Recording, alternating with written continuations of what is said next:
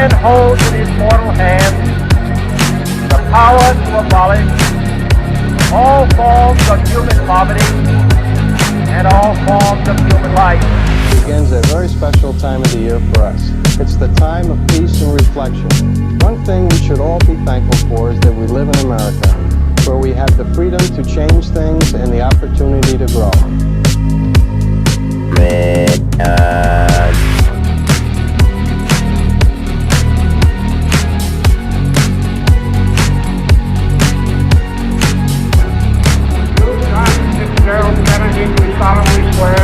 I, John Fitzgerald Kennedy, do solemnly swear That you will faithfully execute the office of President of the United States. that I will faithfully execute the office of President of the United States And will, to the best of your ability, and will, to the best of my ability, preserve, protect, and defend the Constitution of the United States. preserve, protect, and defend the Constitution of the United States. So help you God.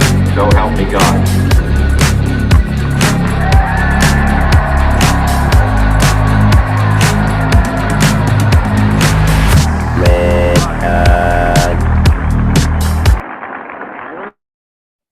All right. Well, now I'm going to make it really hard for everybody, and they're going to have to figure out how to like turn on their cameras and their microphones again, because I had to do Zoom is hard. But guys, it's Andreas. Welcome to Redeye.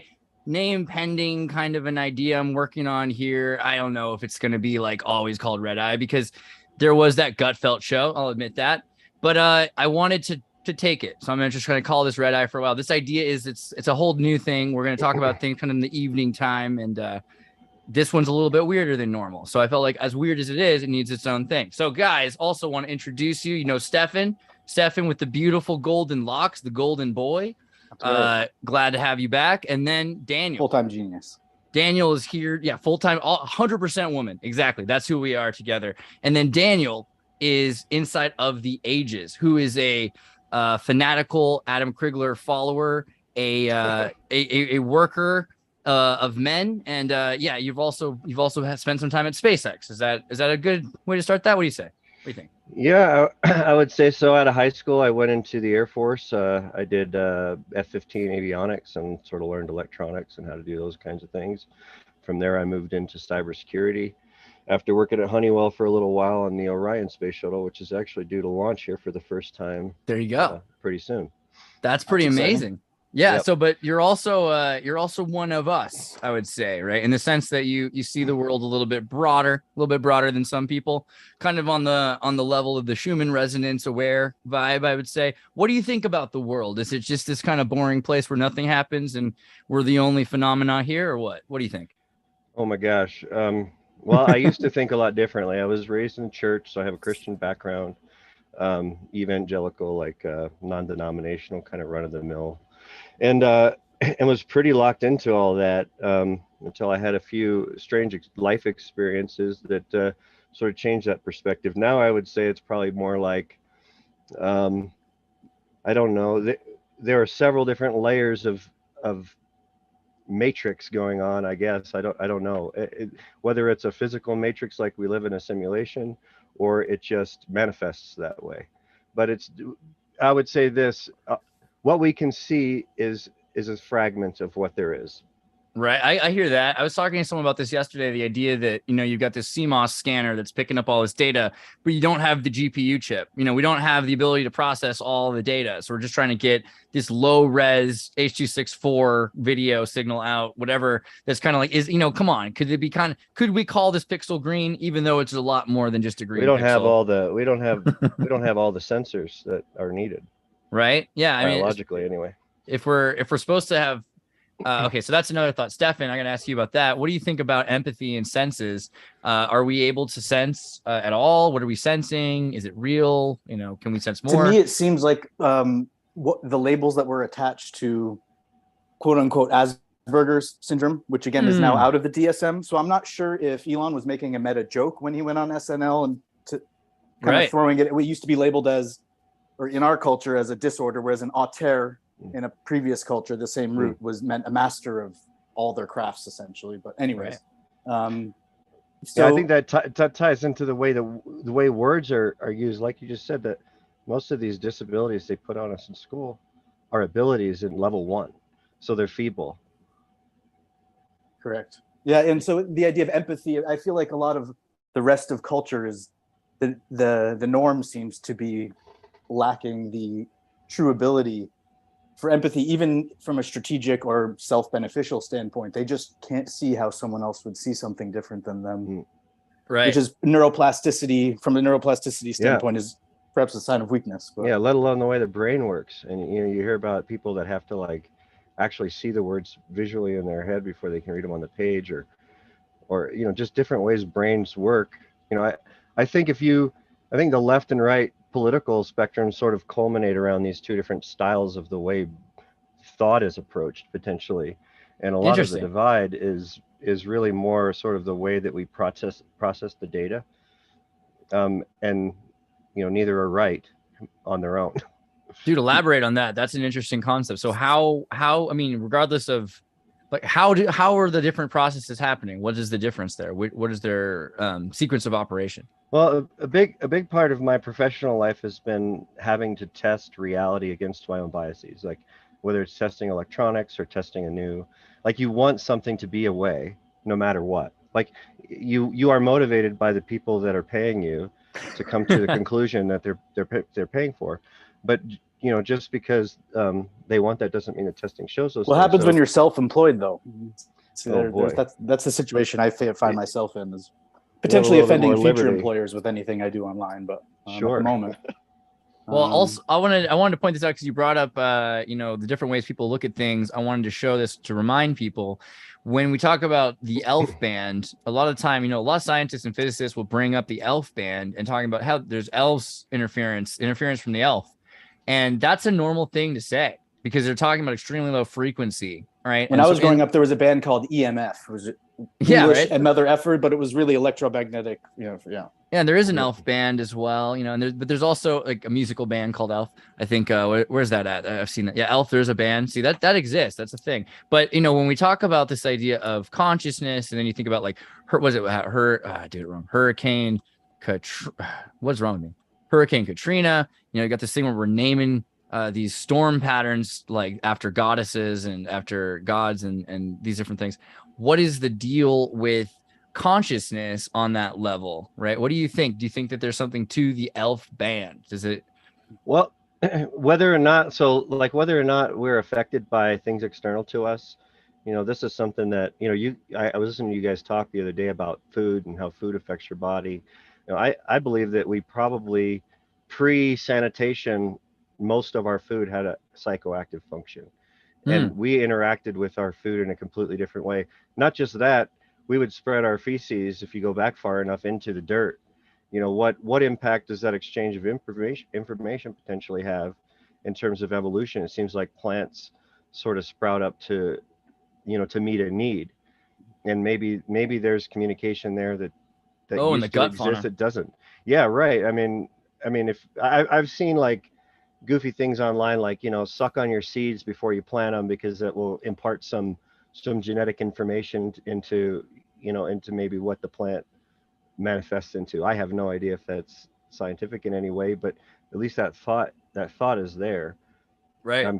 Given that our stomachs have all these neurons and are potentially its own functioning neural network. Yeah, Stephen Colbert made the gut brain kind of famous, and he popularized it in a certain vein of pop culture, talking about kind of where George Bush acts from, but in reality, also citing actual scientific studies that show there is a complex of neurons, not quite as complex and dense as we have upstairs.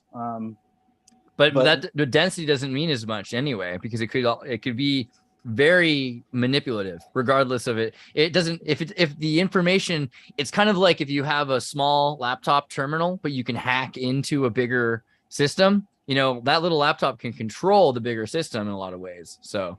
And Andreas, you were mentioning that spirits, especially very concentrated spirits, perhaps were an ancient folk remedy for curing a stomach bug, or if you had eaten something where there was vodka, right? Yeah. It would kind of, the idea is if you're pursuing ego death, JP Sears, kind of my de facto internet redheaded guru. I don't know if anyone, internet comedian and also very wise individual, was saying something. But if you're trying to kill your ego, or you're striving for ego death, who's going to kill it? And then like, what's the result of that? Is that really something to kind of be aware of, that it might happen, it might feel that way, but that's not necessarily, if you're striving for permanent ego death, maybe have another conversation after that about why. And whereas the stomach bacteria, I notice when my diet is crap, there's eventually this panging feeling for more sugar.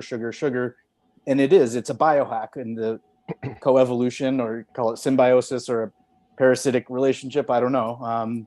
But after, I think I tried the South Beach diet once, where I don't have stock in that company, but no, the idea was you kind of fast. Even carrots or tomatoes are considered too carby for a certain amount of time, and it helps your flora turn over and get your energy from different places. Jason Page, the Pokemon theme song guy, on his interview on my channel, he talks about his food girlfriend, because he just came off like a 5-day water fast, and the food girlfriend, he's like a song he wrote for the channel. It's all about, and it's just about how the food gut will take over you, like your girlfriend, take over your life, and you do things for your food girlfriend.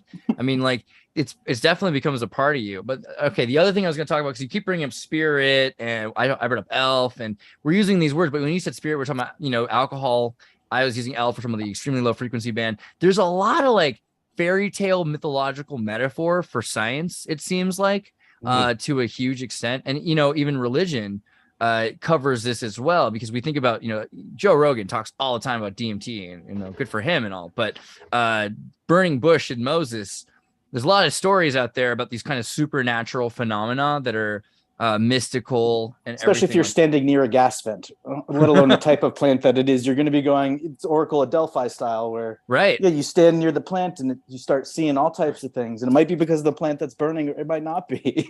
Well, that's kind of what I was saying before about this I of being disconnected from our food. I think like what we're eating today is nowhere near what we would have been eating if we were desperate for food. I feel like there was a time in human evolution when if it didn't kill you, you would eat it. And these things likely had us manifesting all the things, whether it be in our mind or seeing something beyond the veil. It was a way to inform the mind in a different way. So, how else would nature connect with us but to consume it? And with all the religious themes that come along with, like, the Eucharist being consuming the body of Christ, there's this sort of idea that when you consume something, you absorb it into your spirit. I wanted to jump just because of what you said before. Language is alive. That's why you see all those parallels with your elf and those things. I think words will manifest out of our own spirit and out of our mouth. And with Brian Stelter losing his job, some of the other extra low frequency vibration information that's out there perhaps is falling off, not to target any one person, but in general, that's just when you say that the words themselves end up manifesting and growing into other meanings, as well as where they're from, and also possibly just standing independently, where it's just a certain amount of coincidence and happenstance. There's only so many phonetic noises that we tend to circulate, and there will be overlaps. Where's that Kiki Boba thing? This one, right? Like, which one of these is Kiki and which one of these is Boba? Can you easily tell that this one's Kiki and this one's Boba? Apparently, most people assume the softer curved shape is Boba and the pointed angular shape becomes Kiki, for just the majority of people who've never been trained for this. And then there's Wug and Wugs. My sister's a PhD linguist, so I'm able to draw from visual experiments like that, where it's funny, when she was testing my nieces and her own child, if they don't pass the test, it's like 99% of people say this. It's like, oh, but what happens if your own doesn't? Does that mean they're broken? And then you start realizing a field as simple as linguistics historically has been used, unfortunately, to perhaps identify or parse out the way you said father was a father, and all of a sudden, instead of it being your skin color, I think farther. Yeah, right. It was that's the perhaps the crux of, or one of the paradoxomoronical things about academia, where you can pursue something for genuine good, and then someone else, if they have access to the information, could just misappropriate it. Right. Famously, Marx wasn't a Marxist. My father actually who wrote Green Specs in 1984, which is about writing environmentally friendly building practices. He's not a greenwasher himself, so. Do you guys remember the aliens built the pyramid tweet that Elon did also? So this was funny. He was like, aliens built the pyramids, obvi. And then there was, a bunch of reaction to this idea. Aliens built the pyramids, obv.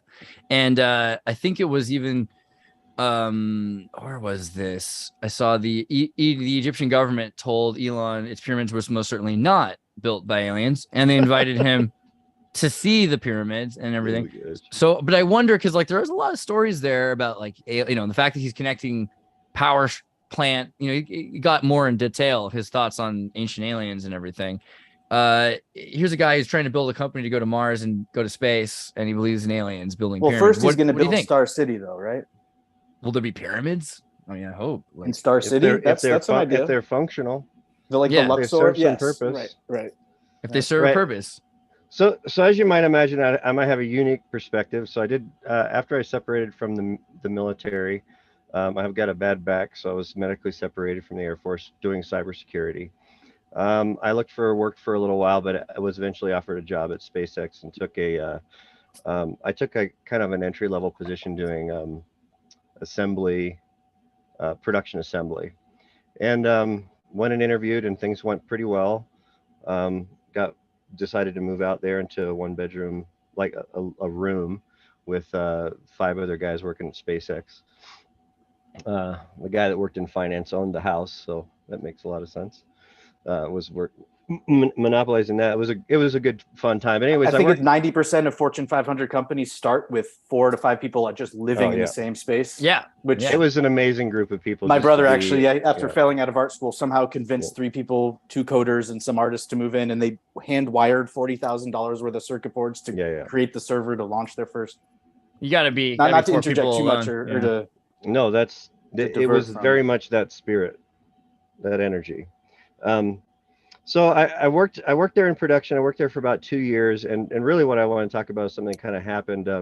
I was divorced right before I went, and was really needing to get back to my kids after 2 years of being at SpaceX, and I spent time back and forth sometimes, but it wasn't the same. Right. And I was under a lot of emotional stress because of that fact. I couldn't find a job out here in Colorado, and it kind of drove me into like, I think there's a fine line between, a psychotic break and a breakthrough. It's something like the ancients used to induce this kind of thing in their children. A coming of age ceremony. Right, and really brought them to the point where they're looking the devil in the face, and it changes you. So at any rate, I was just really under a lot of stress. But right about that same time, I thought I was trying to get, really healthy and change some habits. So I thought I'd brew myself some kombucha. I really liked kombucha. I didn't know how to do it. I didn't know really even why I was doing it, but the way that I brewed it, it turned mildly psychedelic, and it did it over time. Well, before I get to that, I want to tell you my opinion on Elon just real quick, because that's kind of where we're at. I take him as someone that's just as amazed at what is happening in his life as anyone else. I think that he's just on this planet for the ride, really enjoys what's happening. I think anybody in his position can't be perfect, but I saw some really encouraging things when I worked there. Like there's a lot of people that are managing the wiring harness that started in the kitchen, and people that like showed initiative and showed competency and an ability to learn were just promoted up and through, and a lot of people complain that they're not being making a whole lot, and I did take a pay cut to work there, but there's more important things than money, and I think that that's one of the really foundational lessons of all of Christianity is money. Like money is actually a really important concept to understand as to why all the things in the New Testament was happening.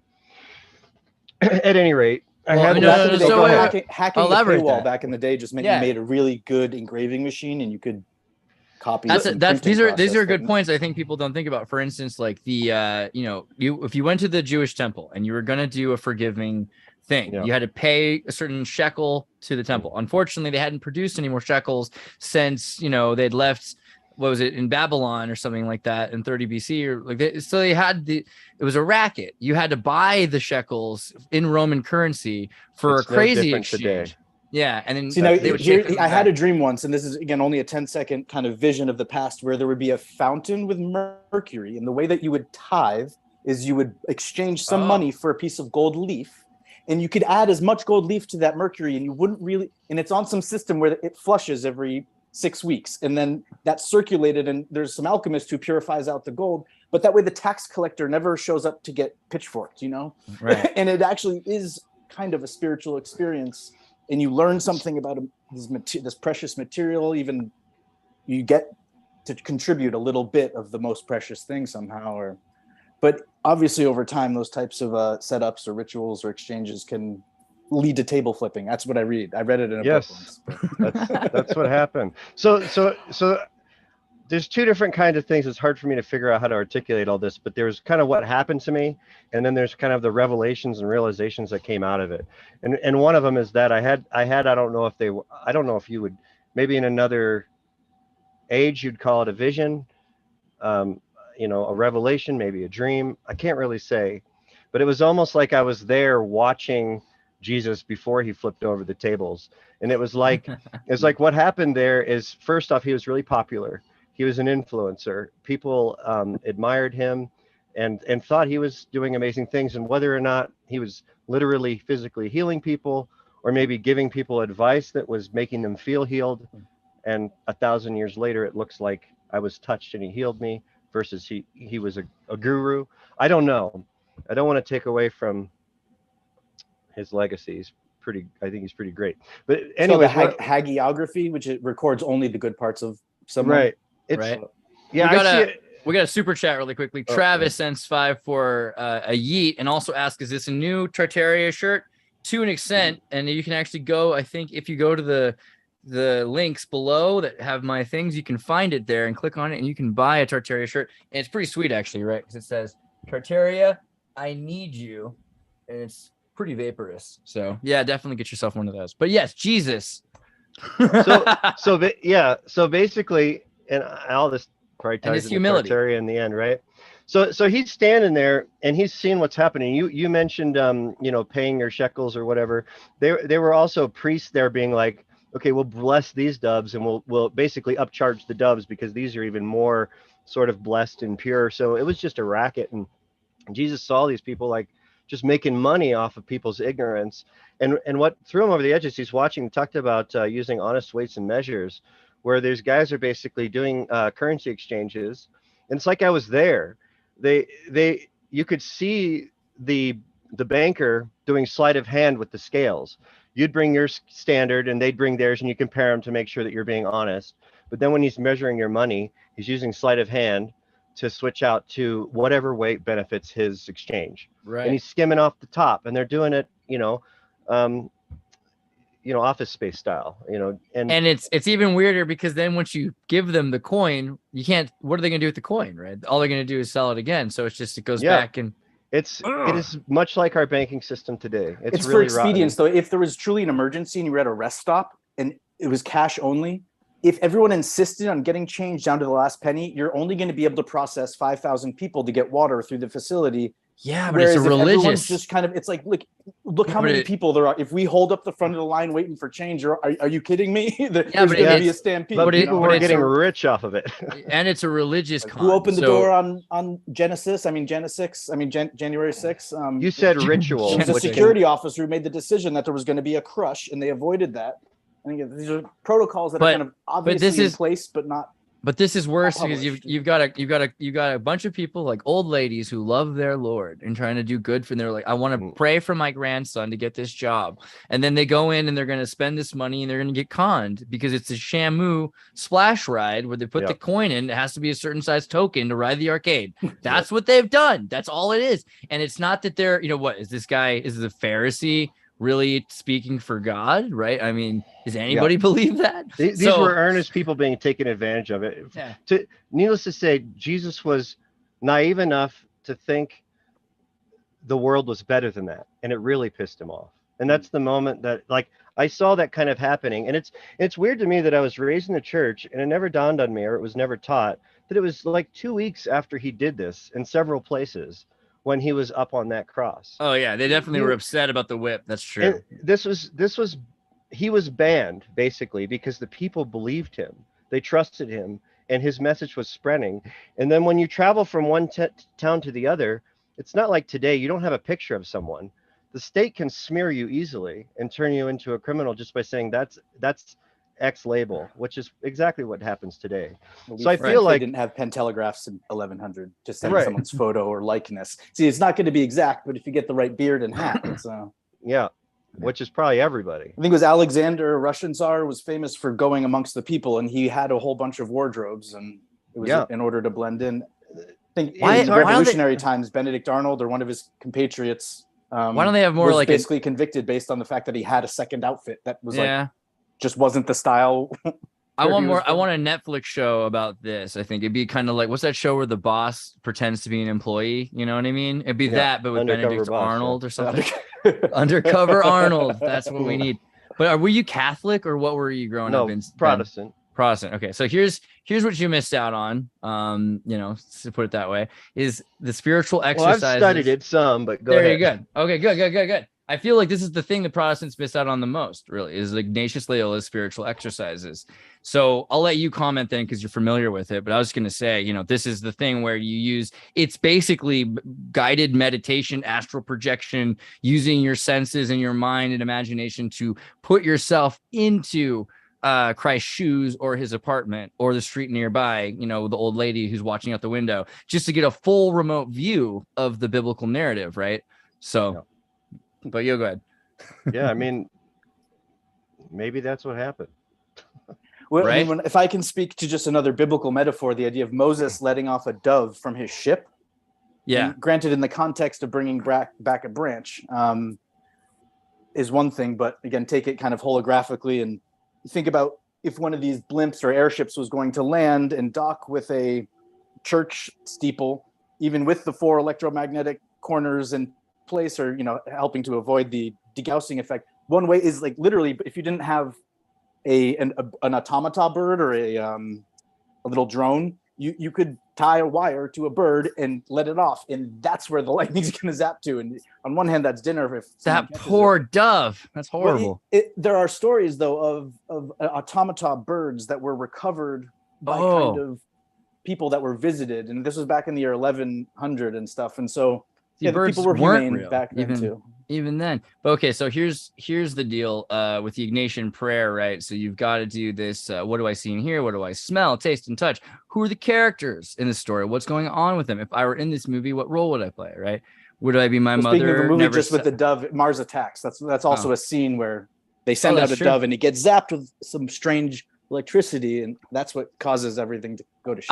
I was going full Prince. I was gonna be like, would it be like my mother never satisfied? Would it be like my father too bold? This is what it sounds like when doves cry. That's all I got. But if I were Jesus in the story, what would I be thinking, feeling, and saying? And then they suggest some, on the road to Emmaus and all these other things. You can read the biblical story. When you're reading it, you're thinking about the dust on the road. You're thinking about the smells, and you go through it literally like Scientologists go through auditing. You do the story 5 times, each one of your senses, and you have a prayer you do before you think about it as well. So the point is, they've got these ideas already of guided meditation, astral projection. They're drinking wine at least, and then we know about beers that are made out of mushrooms. There's the Gigas Codex. If you go look for mushroom involvement in churches through Europe, there's plenty of examples of it being in the pagan ritual becoming part of the Czech Eucharist, for instance. This is part of what I was trying to articulate in the super chat the other day. Basically, this was another one of the sort of visions that I had as I was in the chamber where they were performing communion, and there was this, like, Jesus was kind of like he seemed kind of like a very sarcastic character, and a lot of the things that he said were sort of meant for his group, but the out group couldn't really tell what he was talking about. So like and also I really do believe the Catholic Church has sort of manipulated what from the text we can actually look at and see, because I really do believe sort of after these experiences, like these things have expanded my faith. Like this psychedelic experience was like, I don't know, it sort of opened my eyes to some of the flaws and maybe some of the interpretations. It's like a lot of the words are there, but it's like at the beginning of every chapter in the Bible, there's like a little heading. That to me is like a headline in an article. But this was kombucha, right? This is kombucha. Yeah, this was cosmic kombucha. You freaking lightweight. No, I'm just kidding. No, that's wwonderful though, because So you one put thing that thought. I just want about to really quickly. Hold on, Yeah, really yeah, quickly. go I ahead, want to go say, ahead, because please, earlier please. you'd mentioned this idea of I don't know if you'd said it like this, but we're becoming numb. Like people drink coffee and it doesn't hit them anymore, kind of a thing. Yeah. So you have to imagine, when in the 19th century to 20th century, you had more Native Americans dying from sugar cane and diabetes and things like that they were not used to, right? So it could be that all of us generally, if we were to remove all of these crazy synthetic, fast refined, etc., that willow branch would really hit you, or like a little tiny bit of sugar on the end of a beetroot might There's certain flowers that are in public gardens that are documented scientifically to be quite that's what the thing is. We know that pictures under them. We know that nature, aside from the frogs, right? It's not meat that's psychedelic. There is some, but it's mostly plants that are super psychedelic. But I like the thought that all foods have a psychoactive property to a level. We're not really acknowledging that they change the way you feel. Yeah, exactly. And that's more than just the sustenance or whatever. I mean, literally can change your mood. It can, if you're eating things you're allergic to, in a way. Along the lines of food, I think it's really impossible, since there's so much migration going on, to really know what we should be eating, because likely our diets are really geared towards what our genetics grew up in and around.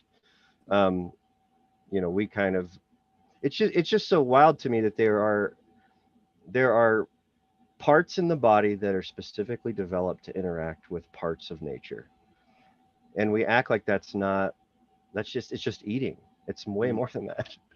Right. Have you heard Shulgin's thing, which is that, in nature, if you were just feeling all the ways you could feel at once, you couldn't feel any one of the things. And also, if you're feeling psychedelic or something, you might see a tiger and say, wow, what a beautiful pattern of spiral. Let me get close to the thing. Yeah. But having locked doors with keys in nature meant that we can go out and we can open doors and close doors for a period of time when we choose, allowing us to, have integrated circuits for periods of time until they biologically decompose, like compostable integrated circuits, right? I mean, do you think that nature is, we're so obsessed now with such extreme drugs. Do you think that we're missing out on the subtleties of everything? I really do. I think, to finish up on the communion story, is like, I really think that he was basically sarcastically telling the Romans, this is the unleavened bread, as in this is the bread that doesn't have the ergot, or doesn't, I really think that what they were doing, if you read in the Bible where it talks about like preparing yourself before taking communion, to me that almost seems more like the way that a shaman would get someone ready before they're going to take ayahuasca, because if you're not in a good place, this is not going to be a good time. And I really think it's, when it talks about judgments that will befall you if your heart's not right before you consume this, to me it just seems like preparing somebody for a trip. The whole time I was making that kombucha, it wasn't psychedelic right away. It like fermented or it molded, I think, instead of fermenting. But whatever mix was in there, I don't know if they were molded like spores in the air. I read something interesting recently. We breathe in like something like 10,000 mold spores a day. Right. Like, and that's like an average. So if those are at all psychoactive, then we might, when it talks in the Bible about how God breathed into Adam and he became alive, like, to me, air mixed with spores is something different. And the fungus is just waiting air. for us to die so it can eat us from the inside out, our lungs or otherwise, right? When you think about we've why, accomplished from an evolutionary biology standpoint, a plant or an animal would develop this type of psychedelic and or poisoning ability. I don't think all mushrooms are trying to kill everything. I think you can tell what kind of mushroom, what kind of fungi is like that, because it doesn't grow very big. It films out really far, but the more intricate, like Paul Stamets has pointed out, mushrooms that are, they actually bring life, nutrient-rich water that's not just water, but it has nutrients added to it, and they're able to fill and help build rainforest to help to build the overhang canopy by allowing certain plants to thrive in zones, and then they stop other plants. They're gardening and weeding, and so in a lot of ways, we're raised here, and they point to the rocks that are all covered in this fuzzy stuff, and they say it's a algae and I think it's a fungus, or maybe it's an algae and a bacteria. They got a lichen for each other. Yeah. And so when up here, there's a lot of large stone piles of things that look like they've been there for a long time. And the lichen, by growing over, it literally blends the borderlines between the blocks. And did you was it Daniel? Did you show me the corn? Is that what you sent me? This thing? Someone sent a link to this mycoprotein, which is a fungus-based protein that tastes better than meat and is way better than all of these, like, whatever synthetic hamburgers McDonald's can't sell. You know what I mean? But this stuff, corn is spelled, is making me laugh. Yeah. I was watching a farming channel, and there's this certain type of mold that grows out of the head of corn, and if you harvest it at just the right time, your meal is you chop up the mushrooms and you dice them, and then you also have the rest of the corn. And that's right, as that strain mutates and floats around, who knows if is that what they're doing? They're using, is this what corn is? They might be using actual corn to grow the fungus. It might be the sugar that they're basing it on. I haven't looked that up yet, but I've seen that in Peru. I took a screenshot of it, but I'm not gonna be able to dig that out now. In Bolivia, though, they grow mushroom fungus out of corn, and you can eat the growths that come out of it. Well, but something that could be seen as a blight. Yeah, if you've been warned against it, you'd never eat it. But at the same time, if Grandpa always just chopped it up and mixed it in with your meal, then to you, it's actually a disappointment when you don't find any of it in your harvest. Right. But okay, so Danny, you had like a psychedelic by accident kombucha, which is, and it makes a lot of sense because you've seen the Trappist monks in Belgium. They have these huge copper vats that are up in the window without any fly screen, and then the whole town. Brussels the yeast will fly in through the windows, and the ones that die along the edges around the copper, because the copper kills a lot of things, that'll be sifted up and scooped. But the healthier ones that they're very similar to us. They're part of a Picelacanta eukaryote and metazoa, so they use the same neurotransmitters and hormones, and they fight off the same things we fight off. That tends to be very good for you. It's been proven it can be a very healthy thing, right? So, but you said it was psychedelic. What was that like? You didn't expect it, and all of a sudden you're tripping? What? So as an engineer, I'd be scared. Right. So it wasn't. I wasn't doing anything. At this point in the company, I was doing research and development. I wasn't working on any flight equipment anymore, so nothing ended up space under the influence of this stuff. But essentially, I was under a lot of stress there. And being, mildly religious, I was praying that, God would provide some way for me to get back home to my kids. Yeah. And this kombucha was like, day by day, it was becoming more potent. And so I was really just having sort of revelations, like everywhere, like people do when they talk about, microdosing on LSD and stuff like this. But I had no idea that, anything different was going on. But I'd walk outside and sort of see the significance of 4 rocks laying on the ground and just being like, holy crap, the universe is talking to me or whatever. But, at the end of it, it had become very potent, and I took a full glass of it before I went to work, and I barely made it. In fact, it's a miracle I made it.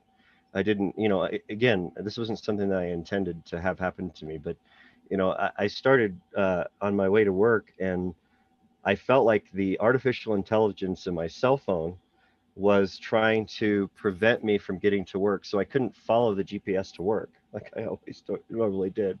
And that I and make that the joke that everyone's phone comes preloaded with the Messiah complex now. But I'm gonna obligatorily pretend that during this you were Lindsay Lohan, because I just can't ever forget that time that she blamed her entire breakdown on kombucha. So, but keep going. It's a wild thing because and kombucha it is could be an kind of like endogenous response. Someone else might drink the same thing, and your gut bacteria might be going, Yeah. "Oh, wait a minute, no, not this stuff," and it just Yeah. lets off something that's psychedelic and Or who targets it, knows? yeah. something. My 10 years girlfriend ago at the that time seemed- wouldn't touch it. She was like, "No, I'm not touching that."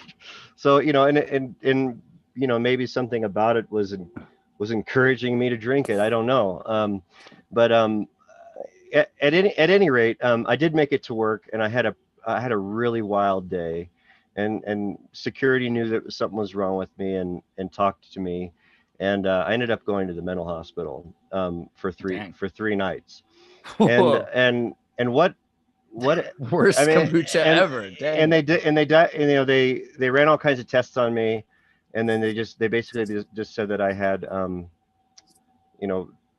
a lapse or like a temporary lapse of schizophrenia or something like that. I don't know. Acute. Yeah. And Which is what they used to call psychedelics, acute schizophrenia. Yeah. Sure. And I think there's probably a fine line. I mean, that's certainly the mental state that I found my mind in. It's not Yeah, a but doesn't that kind of sound like, so the Soviet Union used to say sluggish schizophrenia for their political Yeah. prisoners. I don't know. I don't like the sound of it. I don't, like I said, I'm not knocking it. I think that it's in my situation, it was fairly profound. What I realized in the mental hospital there, this is going to sound really strange, is that we are all, how Doctor Who, in the Doctor Who universe, he reincarnates into a new body. Mm.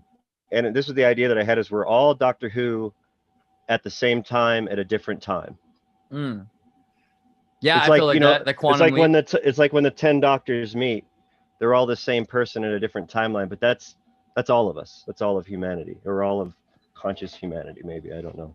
Right, and every moment that is now comes with this programmed synthetic history so that all moments can happen simultaneously. Yeah. So, and for the listeners that might be less familiar with the psychedelic experience, I feel like some people that tune in have heard about it lots of times, and they look to people who are willing to share their They've experiences. never been attacked by their kombucha before, right. And so imbibing it orally, like ayahuasca or other variants of cactus juice, so to speak, is a much more prolonged psychedelic experience. And when I was younger, there was someone who was I think an older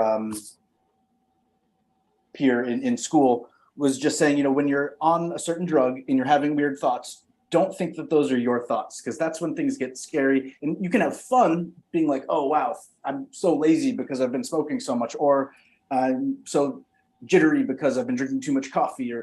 But it's when you're unable to acknowledge the beginning and end of the inebriation experience, and then that blends into life. At those points, sobriety itself can be quite a stiff cocktail, so to speak. right. Coming down cold turkey off of nicotine even can induce a psychotic break. Rather, I would say it's a rather like dependable thing that you could rely on to induce such a thing. Nicotine's crazy, man. Nicotine's the worst. Speaking of poisoning in unintentional, not intoxication, but apparently in 2009, there's something called the FSC cigarette. And it comes and goes depending on where you live, but there's now pretty regularly in the papers of cigarettes that are sold in every store, the exact chemicals that they got out of the tobacco. So they used to put it in the tobacco as a fire retardant, because people do burn down their houses by accident with other people in them when they fall asleep smoking or this or that. So the cigarette, so I unroll all my tobacco and re-roll it in papers that are made of cotton mallow, as opposed to paper that has been bleached, and you can see it's not just a watermark on it now. And so there was a point though where I was zero energy and still addicted to that nicotine, and not associating the source, because it's a more delayed onset. Whatever poisoning from the fire retardant, literally that's being inhaled, builds up in one's system and in one's brain and one's liver or kidneys in different rates and different times. And at a certain point, there's a threshold where the body's just going no mas. There's also scopolamine comes to mind, because you got these nightshades and everyone's like, hey, the devil's breath, Vice, they got these crazy people blowing this evil powder in your face. It'll destroy your life.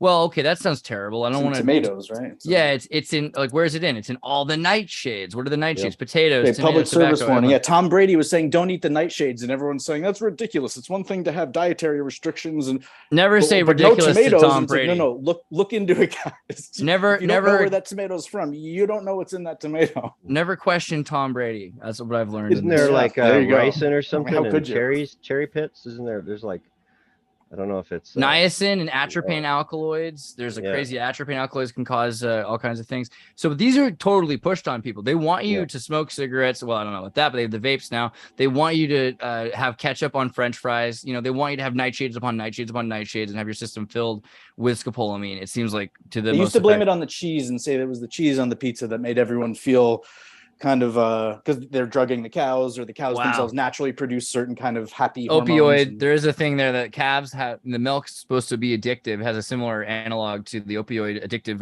one of the chemicals in the opioid, in order to lure the calf back to the mother, right?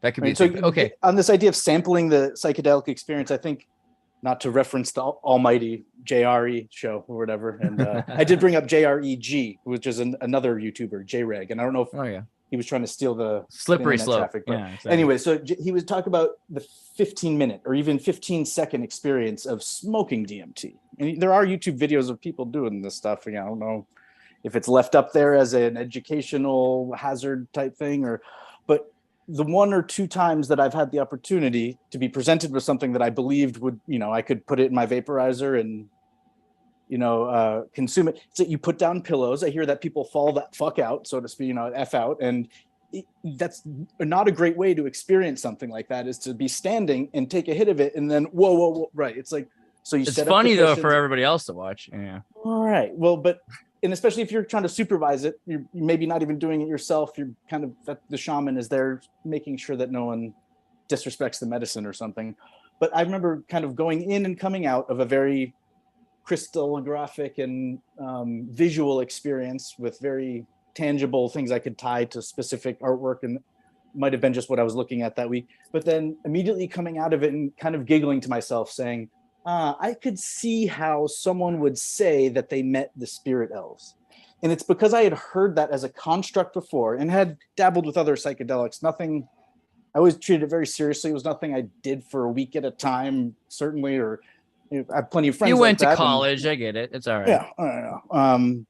So the idea, though, very specifically articulating it that way, it's so visceral, and it's a very accurate description of the way it feels, as though you glitch to another dimension, and you're surrounded by these wise, eternal, ancient light going, oh shit, he can see us first. I can see that. And then you just kind of come back. And again, whatever, it's maybe echoing off of some sort of structure in our brain that is either inclined to feel like you're being, I mean, who knows? Sonny Prophet things, sending us some good hard-earned Canadian money here says, good sir, I'm the fellow you're looking for to perform the test consumption of narcotics and dangerous drugs. My friend, that is exactly what we're saying is the opposite of what's going on that's here. what I'm saying. We brought in expert panelists. Again, it's just that where else would anyone get this information in a kind of honest way? I'm a naive guy. I had to bring in an expert panelist just to understand what this poor guy Daniel went through by accident, because all he was trying to do was enjoy his Whole Foods kombucha in moderation, although sustainably, and he's trying to build himself, not even an arc, but a flood of kombucha. And he's been taken for the long ride. So that's why we're asking about this spirit clockwork elf thing. I'm sorry, Daniel. I want to ask you though, did it feel like what he just said? Did it feel like clockwork elves were all around you? What was it? I didn't experience any clockwork elves, but I did. I had 2 big glasses of that on a Saturday. Right. And that day I lived 7 lives from the beginning of time to the end of time. When you boil it down, the universe is 2 dragons trying to figure out their differences. I agree. Like I kind of think it's 1 snake with 2 heads or something like that. Well, here, let me give you. I'll give you this vision that I had.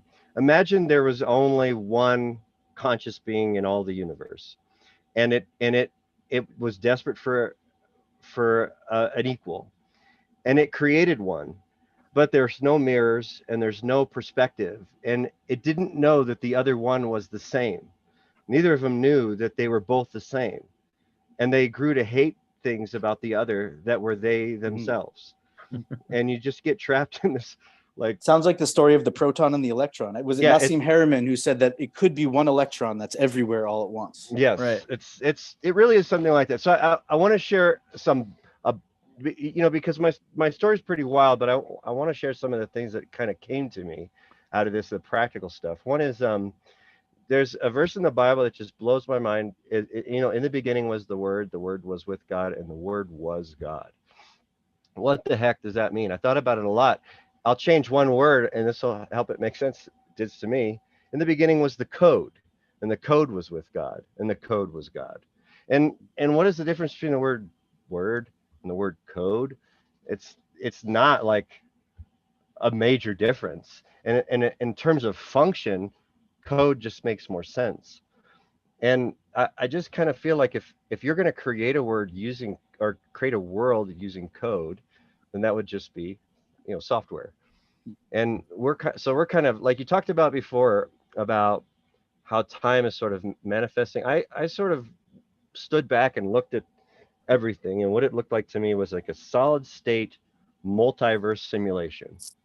So essentially, like, this solves the problem of predestination and free will for me, because I kind of believe now that everything that can happen has happened and is happening, and a sovereign God would be, more than anything, to become so, like one that knows everything and is omniscient and knows everything, would have to literally test everything. So if there is a sort of external force that wants to know what is good, because that's the other thing, is like, test it in its mind's eye, or test it in reality. Well, that's the by letting Bible. it play out. What's the difference? The Bible says test all, to humans. It says test all things, hold fast to what is true. Yeah. So it might not just be like a piece of advice. It might be like an obligation of existence. Well, the idea of a Doge, like a Doge, not to plug Dogecoin, but I'm happy to. I think that's a great. Bring cause. it back up. We all got some Doge we want to be worth more. Let's go. A Doge is actually a historical term. I think it's from Italy. Mm-hmm. Of like the local billionaire. Okay. Yeah. The Doge. And it was his job to kind of Doge things out, or dole out. Yeah. And so in function, the fact that it's the same word kind of mirrored to some extent does speak to this. You were bringing up money, and is it precious, and is it a mechanism of the divine? Or I've heard it said that it could be a magnifying glass for one's ideas, but it's not going to change someone necessarily. Yeah, if it does, it's usually for the worse. It's an energy that we use to sort of plan for the future, in a way. It's like borrowing from the future so that you can pay the future, and it's actually a beautiful power.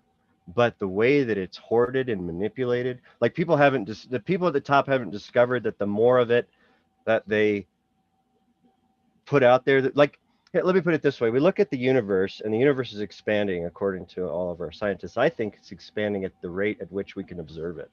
So as our sensors become more adept at seeing farther, we're like, holy crap, there's more out there. It's like a Minecraft map.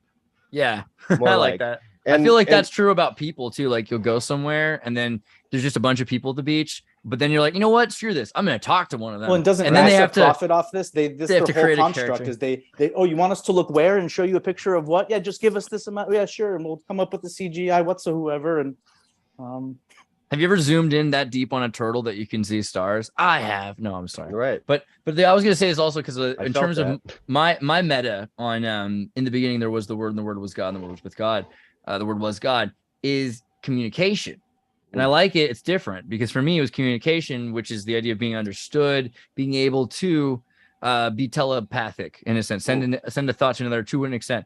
But I feel like I was less correct than you here, my friend, because code is a little bit more to the point of what a word is. A word is this. It is a meta tag for a experience. It's not the experience itself. It's a set of sine waves, perhaps. If I were to send, if I were a mushroom and I were to send a neurotransmitter to another part of this mycelial network to another head of the mushroom, I could send the entire recording, the experience itself, and the other mushroom could be experiencing it. But then it wouldn't be able to think about the meta tags. It'd be a lot easier for it to just read the notes from everyone else experiencing.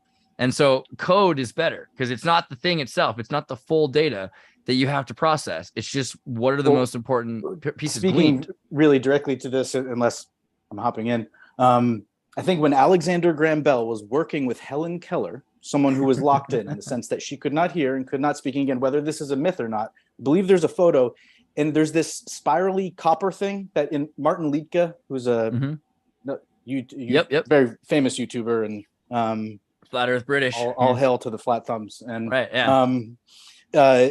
He had other pictures of people in fashion just having these coils, and he claimed that he was able to transfer an emotional state to her to help calm her down, to slow down enough to focus on the hand shapes or the throat sounds, and that without that initial input, again, whether it's a placebo effect and it's like, oh, you have the weird copper horns on your head too, and she can feel that, and it's like, oh, maybe she understands that we're supposed to be linked in our minds, which is a pretty profound thing for someone who's totally locked in. And again, whether this is an intellectual exercise and a thought experiment that gets turned into allegorical history and then turned into pop culture. I can give you a more practical one.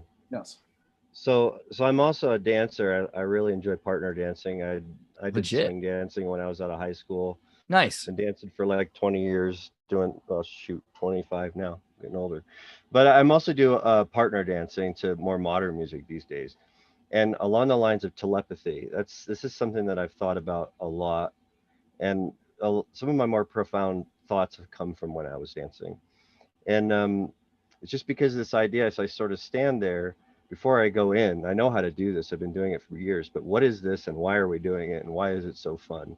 And as far as I can tell, we're emoting the music. We're almost forming our body into an antenna best able to perceive each moment of the music. And doing it alone is one thing, but doing it with a partner is another. It's communication.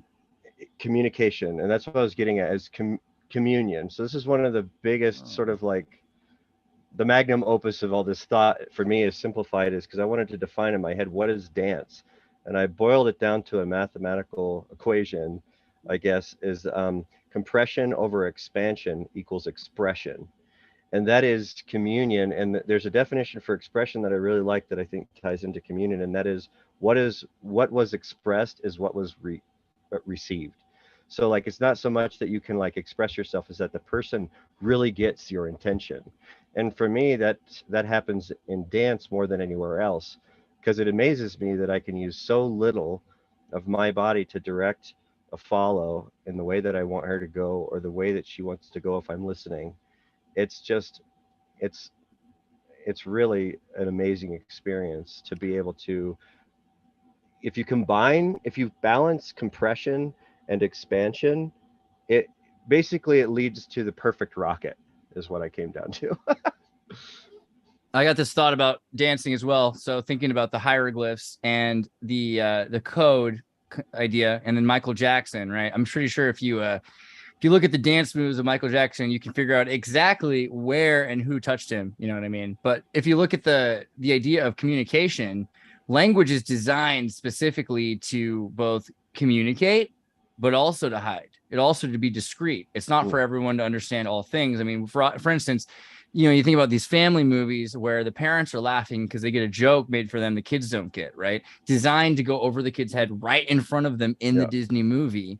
There's something to this idea that we're supposed to miss certain things, and we're supposed to pick up on certain things when we're looking for them, right? As far as partner dancing go, there's the samba, which has a very kind of give and go, and then like you accept the dance moves and exchange, and then it's about kind of creating distance and accepting that as well, and with other partners. And I've seen that be a very healthy thing for elder individuals, where they can go out and participate in a very vigorous physical activity that is, as you said, you're using more than just your body. You're sending out energy and interacting with people of all ages, and it's not a sensual or sexual thing even. I think it's a really important thing that it will keep you young. And one of the things that really bothered me about COVID is it's kind of left a schism in the dance world, because we kind of have a group of people that are going to dance no matter what now, and a group of people that are still masking and requiring vaccines. And it's it's a weird dynamic because it's kind of broken that apart. And what we're talking about here with language and the way things are manipulated, there's something I like to say.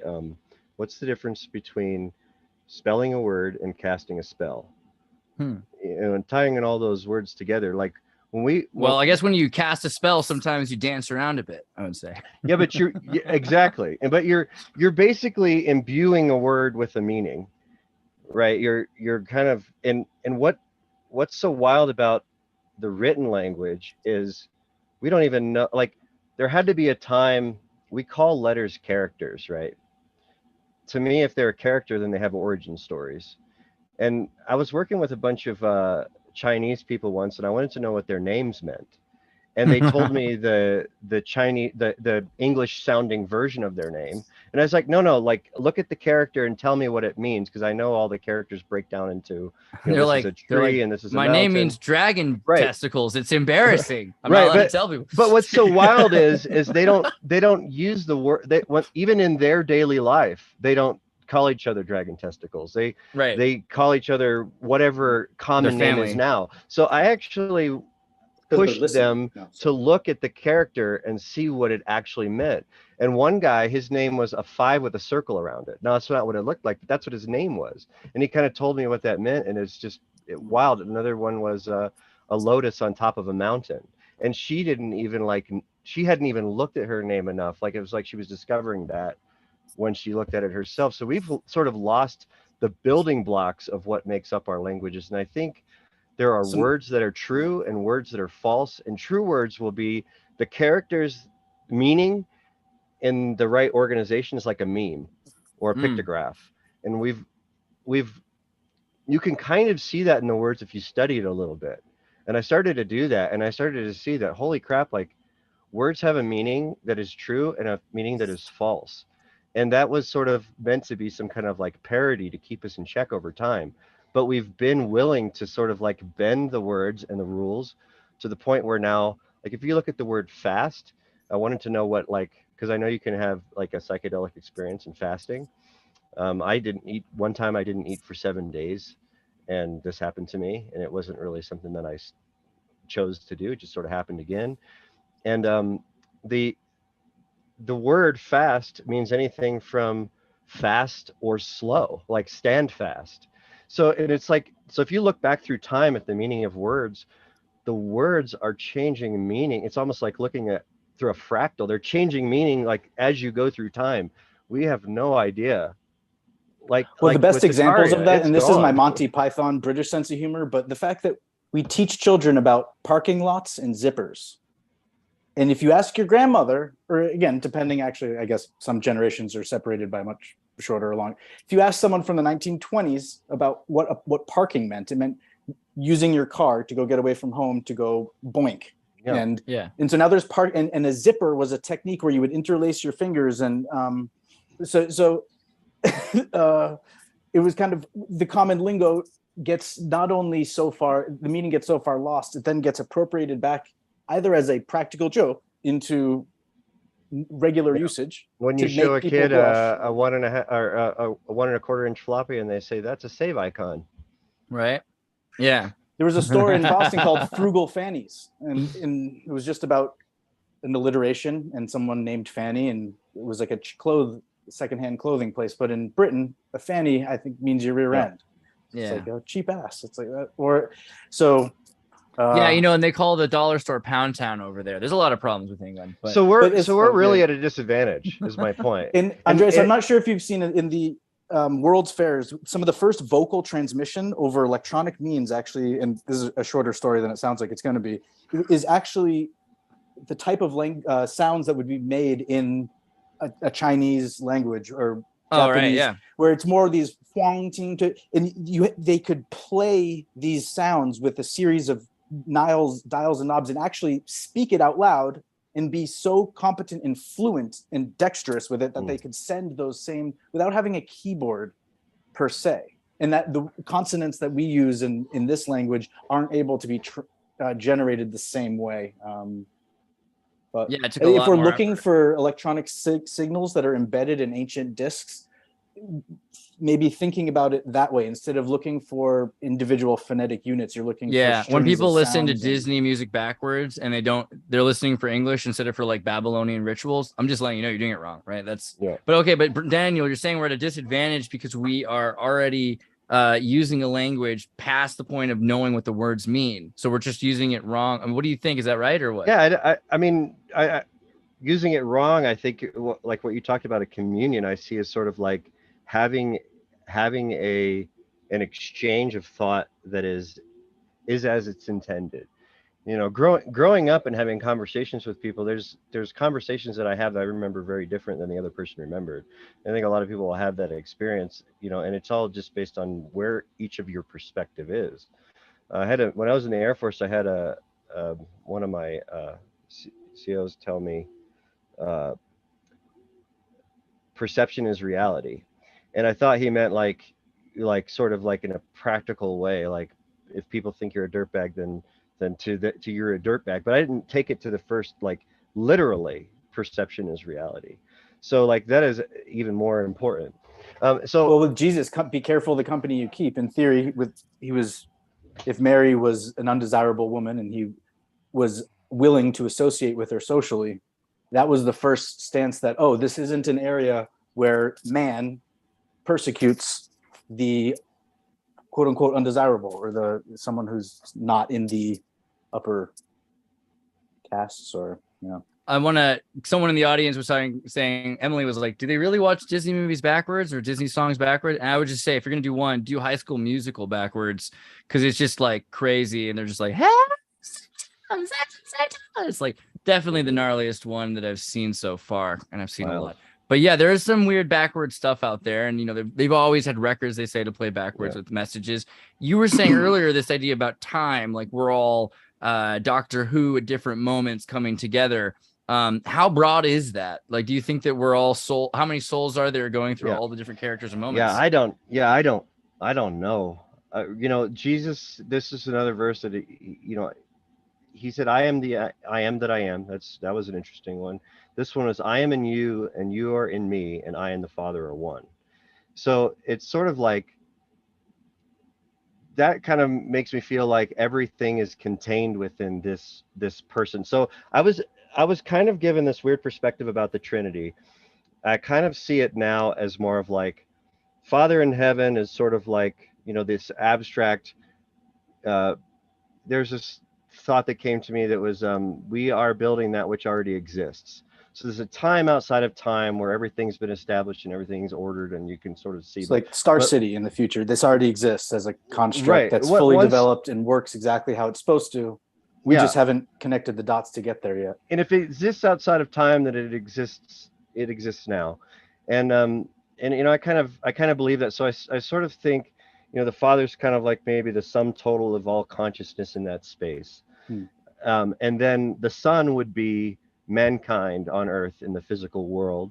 And then the Holy Spirit is really more of like a feminine energy, sort of like matter, matter, like nature. Mater is Latin for mother. Everything that's sort of made up. And you talked about this mycelial network that happens. I think that it's probably contained somewhere in there, and it probably is a lot like artificial intelligence is becoming now.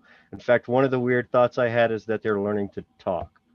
They're learning to communicate. That's right. I believe the whole thing about the Father being there's a server system. It's got all the data. Yeah. I mean, by sixth grade, I had a complete code alphabet that I would use to pass around notes, so that if the teacher noticed, she'd have to have us read it to the class because she couldn't. So you were casting spells. Well, it was actually part of an exercise in sixth grade. We had to create fake artifacts from a culture and bury them in a sandbox, and then the other half of the class would uncover them, and we switched. We picked the Stussy culture. School is so Stussy was a devil, definitely a demonic thing, but it was just the brand on our shorts. So, and yeah, the coded alphabet was this mirrored thing looked very sigilistic. Is the idea that, you know, you're supposed to learn?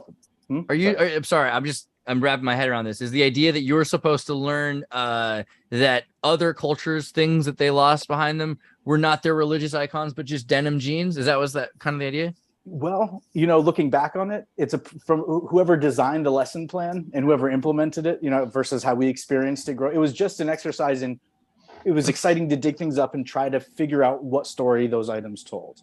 Yeah. At least they're only pushing Stussy on you. Nowadays, it's a little wild. Yeah, right. Comparison. Well, and again, this idea of inverting things, Andreas, you mentioned that it was Shamus, it was Mark who brought that up as well, the idea of kind of things being inverted. And all of a sudden, all these artifacts that I'm looking at and these very simple kind of plaque engravings, or when you flip them upside down, right, there's another freaking image there. And I know there's the whole pareidolia, but no. I didn't actually get the slide set up for today because I thought and maybe we'll do this next week or something, but yeah, it's one of these things that it's a psychedelic experience when you allow your mind to, when you start seeing one shape, lizard you can't eye, see the other. And then forcing your mind to go back and forth between the two can help lead to a state of mental exhaustion, which allows one to go to sleep. Perhaps, once you recognize the Taco Bell lizard eye, you'll never stop being, once you see the eye will never stop seeing you everywhere you go. It's just looking at you. And it's in a bell, it's this horrifying. Well, Alexander de Graham Bell, alien meaning Alexander meaning alien, essentially, and a conqueror. So foreign conqueror. He came from where? De Graham Bell. So the lizard people are appropriating pizza. And tacos. And tacos, all of it. That's what I mean.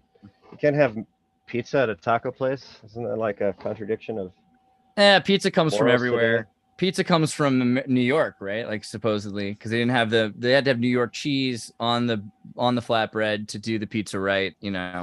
I mean, cultural appropriation is a weird one, right? Because if I bring up Domino's Pizza, are we getting ad revenue somehow magically for Andreas? I wonder. Is there some sort of tally if we bring up a certain number of mainstream brands that they deem us like? I'm stoked that you said as you said Domino. So what I was they closed the last Domino's in Italy. Sorry, go ahead. No, last Domino fell. I was just thinking about the monolith of Kubrick, and I was going to say the 2001, and you got this cultural appropriation where the monkey's getting the stick. That's not his own idea, right? Yeah, and then we're doing that with Domino's Pizza. So maybe that's part how of these ad agencies work now. Again, that's how Post Malone was able to carry around a case of Bud Light.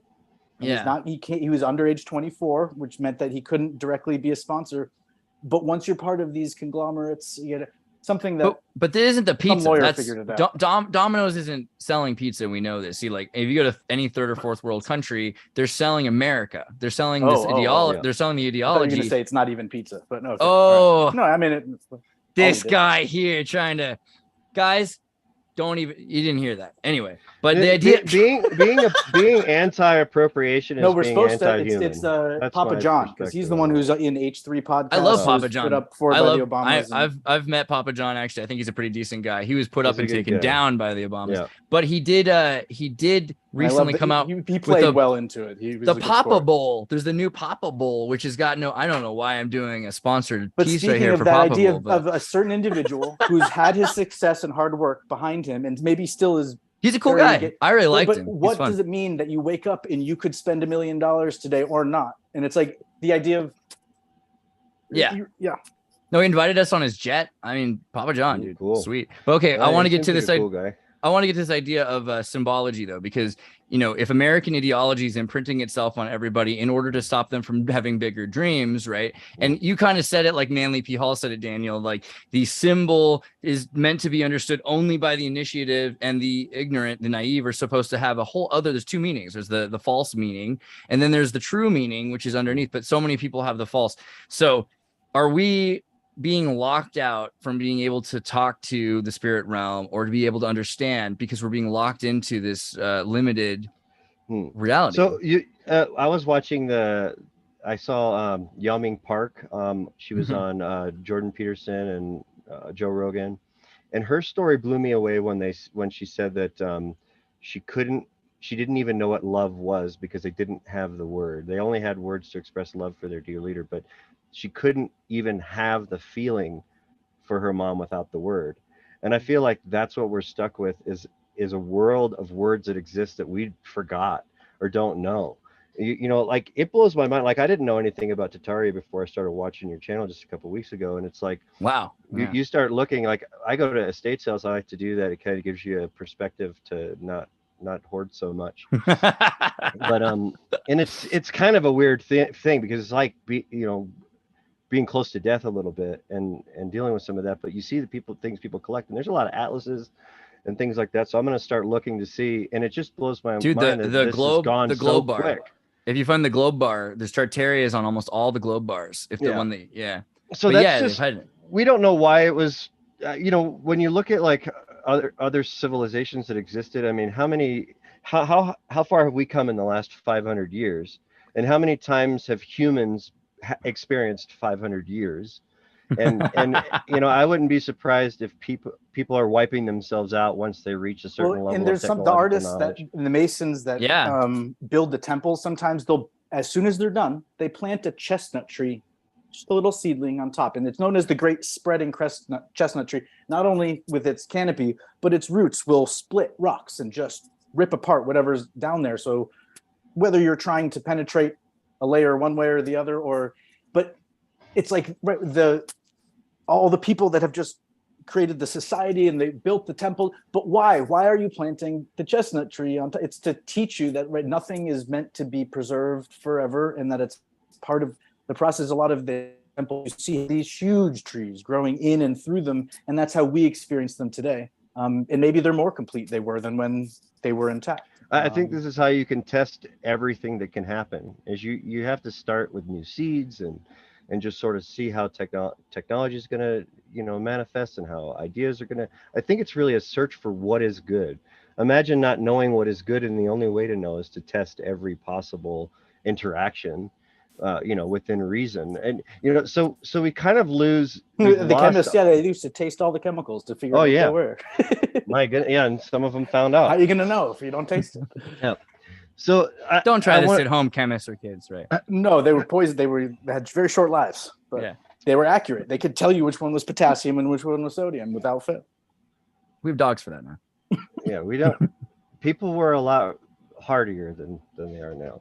That's looking back at one of the other stories in the Bible, Adam and Eve, I wanted to talk about because it kind of ties into this idea of losing the knowledge of the interpretation. Like I feel like Adam and Eve is hard to understand because it's when it talks about Adam and Eve in one story, it may be like a placeholder for mankind, like all of women, all of man.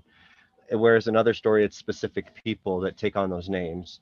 And also, like, are those even the names? Is that what the Greek called them? Is that, with any story, it's about extracting little bits of wisdom that fit the paradigm that you're working with now. Sure. So along those lines, the idea of extracting a rib to make Eve, right? So now in biology, that's an inversion. We know that there are 26 chromosomes, right? Or the human has 26, is that right? And one of them is XY. That's interesting. I like where you're going. There's a numerical allegory. If we bred ourselves, and there are primates who have more and who have fewer ribs, but we have exactly the same kind of numbers of ribs where you can tell the story that you took one from the man, and it's now different, and it fits the number. And again, not to get too deep into the numerology end of things, that was.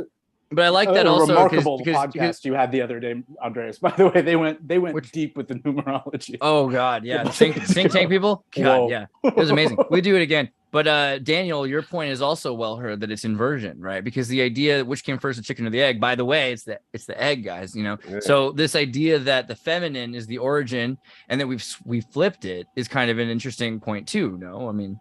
And I haven't ever heard anyone say that the removal of the rib could be tied to the chromosomes. That's something that I've just my own pattern recognition. No, I like it. That's a pretty good. It's good to get feedback from anyone about those. I think most people won't bother letting me explain the whole thing, but thank you. No, I think that highlights what's difficult about a lot of these stories. They have multiple layers and multiple interpretations over time that have flexed. In that inversion, that's what I'm seeing is sort of like. It's not man that comes out, is man that comes out of woman, not woman that comes out of man. And however that manifested that way is strange to me, but it just points to the idea that we've gotten some interpretations wrong. So I just want to say the story of the Garden of Eden to me kind of looks more like, and I'm talking about the story where Adam eats the fruit, Eve eats the fruit and tempts Adam into it, and there's a snake and all this kind of stuff.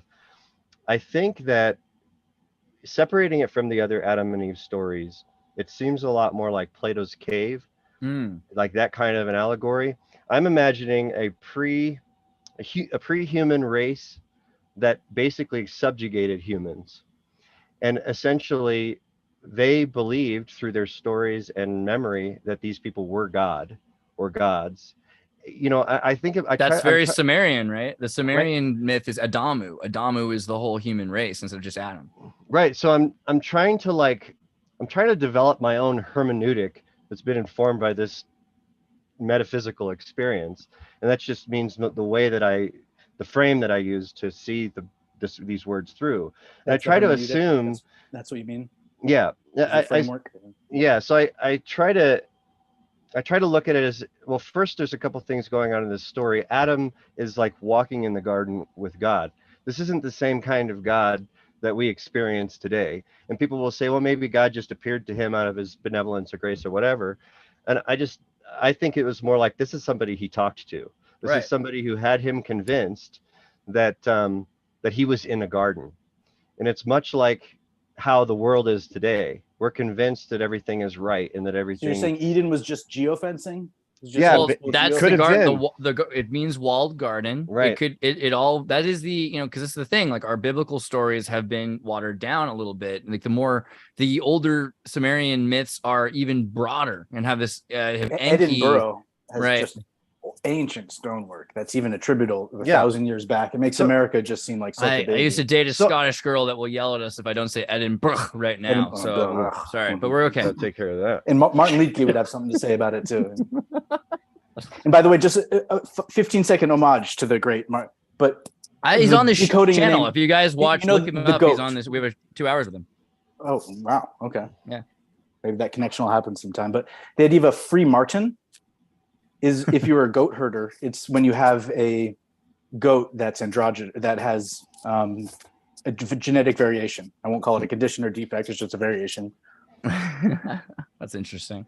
And then there would have been people that would have been, able to help in those situations, whether it be for the animals or humans that are born as Siamese twins or a variety of things, but you can't advertise that you do those things. Get a strobe light and put it in your greenhouse if you want to see some hermaphroditic weed. It's not hard. But a Freemason and a free Martin, I feel like, again, it's one of those British humor type things where it's that you're willing to entertain and understand that these things exist without judging. Yeah. And again, I'm not sure where to go with the idea from there, but the idea that you have a leaky one, and there's a Marty Leeds as well as like an American probably ripoff, but you have like a leaky Martin. Again, like I Drop Bits. I think maybe my name is an homage to Martin Leakey. It is pretty weird that that's not the first time I thought that myself. And also, again, it's like women, even after childbirth or, having a leaky situation, if you're in an area where there's prey animals, this isn't just a sanitary or social issue that you're having. This is no, you can't travel with the rest of us because, anyways. Just another example of how much different the world is now. Yeah. But Daniel, I wanted to comment on your connection to Plato's cave, because for me, Plato's cave isn't so much Garden of Eden, although now that I'm thinking about it, I agree. The walled garden, you have out of the garden, out of the cave. That's a perfect metaphor in a lot of ways, a little bit more cyber tech. I like the cyberpunkness to it. But I always connect Abram to the Plato's cave, because he's literally in a cave and he has a lack of ideology and symbology. So when he comes out, he's like, well, God can't be these little statues made of worldly symbology. It has to be something, beyond the meta of the mind. I don't know. Yeah. So really the reason I want to relate these is just sort of this idea that, like, let me paint a picture. Imagine a time, let's talk about giants. Let's do it. Right. So let's talk about giants. Yes. There's a place here called Dragon's Man. I live in Colorado. There's a place called Dragon Man's. If you're ever here, it's the largest military museum, privately owned military museum probably in the country. Wow. This guy's got phenomenal stuff you can look at from pretty much every armed conflict that America has been in. Where is it? Was it near Boulder? It's in Colorado Springs. Oh wow, yeah. Okay. Focus on the family land. It's amazing. He's got tanks and vehicles. He's got over like 80 vehicles that all run. Like, nothing is in his museum that doesn't work, and that includes all the firearms and things like that. Like, it's not like a government museum where everything's disabled. Everything works. Anyways, what I wanted to say there is, if you look at the military, like, for instance, in Vietnam, he had to get child mannequins to put the Vietnamese uniforms on, like the actual uniforms. And even the American military members that were in, their uniforms were much smaller. I mean, these people were like a whole head shorter than me. I'm 6'2". And then you look, and it's just like, as you go through time, there's this gradual, like, I think as a group of people have more access to food and resources, they just grow. And they Japan, when they gave them condensed milk, they had to replace all the desks and doors in the schools. It's an epigenetic trigger, and there's one of the Weinstein brothers that's an evolutionary biologist. Again, I don't know if I asked him this question, actually. Right, if you don't get a lot of food at a young age, it might trigger not growing later, even if you do have access to that food. So what's the upper limit of that is my question, right? And like I said, and how short of a period of time has this happened? Imagine there was a group of people that had access to resources in abundance because they were subjugating lower, smaller people. Like if you got to a point in mass, like if you not in had participatory, like I pay taxes that oppress, but like directly, it's a big thing is it has tall person walked it around has a lot to do. Hit anyone that was shorter. Or... It has a lot to do with pneumatics, right? So like a whale can be. So there is a limit. A whale can be bigger. But then there are caves where the opening is only small enough for a child, and on the inside, whatever's through there, the giants don't know. And if you've ever find yourself in one of those spaces, you know that you shouldn't move very quickly. But a whale can grow to a certain size because it's lying on its stomach. It can't flip over, right? And if it did, it would crush itself with its own guts. And a standing tall animal, we've only seen animals get to certain heights, right? I think a lot of the time it's usually 30 feet. It's pretty tall for an animal. Well, I don't even think the difference seems to be that extreme. I mean, just observing who's on the planet right now, if we had a group of people that were the smallest you can find and the group of people that were the biggest, and the rules are survival of the fittest, and they're a technologically advanced group, or at least even, maybe something like the 1600s or something like that, and they had a smaller group of people that were running around, it doesn't seem unreasonable to me. Like if they had their own internet that was separate from our internet. I have an episode. Is that the implication? I mean, if you're saying if they had to say that they're an advanced people, you're saying that they have access and use of technology like this, and that it's just not, we're not in that. I mean, the machines, first off, when Tartaria gets conquered and they start rebuilding machines and stuff, and the people they put into the machines are the children. So a lot of these machines are designed to run with small people. You go to the 1800s and look at all these machines, it's all sweatshop labor for little people. And then they bring in small people from other countries to replace their European children. And as time goes on, they come up with other things they can do. But it's this Iridium Dwarves is my video you should watch on how important dwarves are. Because there's a while everyone was like, let's talk about giants. I love giants. But I think of gentle giants a lot. You know John Levi, the content creator? Oh yeah, for sure. I know John. I think he's 14 feet tall. I think YouTube is this great equalizer of a platform, or not necessarily just YouTube. We're on Zoom here. Just to again, the more companies we talk about, the more likely you are to get this monetized. And as long as we don't cuss. I'm going to let you run this. Yeah, thank you. As long as it's not forced, again, I'm trying to talk about the idea that even with and we people really that aren't proportional. Hillary runs this year. We give her a shot. Give her a shot, America. Okay, I can be a speechwriter. No, Send me money. All right. Yeah, I'm not sure. Maybe I lost the thought. That's my fault. No. It's supposed to be like just along the lines of giants. Like I'm just imagining there was a time when one group of people, and maybe they were just humans that were more physically capable because they had access to resources. They were the elites. They were fine to tell people that they were subjugating, that they were gods. I mean, we already see this in North Korea. They have their own mythology there. It wouldn't be that hard to believe that there could be one group of people that subjugated another. I think this organization is something like the way like communism or extreme authoritarianism would manifest in the world, and does manifest in these civilizations over and over and over again, where a group of elite people that sort of have the inside scoop on maybe some kind of knowledge. Doesn't have to even be extreme knowledge, just has to be an advantage. When God goes to Adam and says, who told you were naked? It's sort of like, these people were there living in this, again, what they believed was paradise or a garden. Maybe the same way that North Koreans believe that it's as good as it gets, and as Maybe bad how as it is, millennials think metaverse is going to be fun on Facebook. the grass paradise. is always greener. Yeah, But and they'll be trapped there, right, in the same way, and then words will be continued to be like. But as a changed reason and to not manipulated. develop it, there are paraplegics out there. And the way there was an architect, one of the old gray hairs I used to work for, you said, design the life and space you live in as though you are the temporarily enabled. So it's like, hopefully we get to the point where we're all 180 years old and have to be plugged into a computer. And if we've been, it's like, do you want to design that universe or not? I think it already exists, probably. But it's like, I never learned to play the guitar because I think I would just lean into it too much. So I haven't gotten into editing or I learned some 3D programs in architecture school, but not to the extent of mastery. Daniel, you're saying you think it exists already. Do you mean like Avatar, Akashic Records, or do you mean like technology's here now? I believe that, like there is this probably time outside of time where time doesn't necessarily matter so much. Maybe the people there want to interact with our world to test new ideas, like what you're doing with your intro, where you're putting your face on everyone. What if there's an alternate reality where we're like, hey, instead of one of the weird things that I saw at SpaceX is Elon has this massive mural down one of the hallways, and if you stand there, it's like looking out of the launch bay in Florida. So like in Hawthorne, California, you can sort of stand there and it's like you're looking out at the ramp that's going to lead up to the launch tower, and there's several like hidden pictures in there, and like several different dragons in there.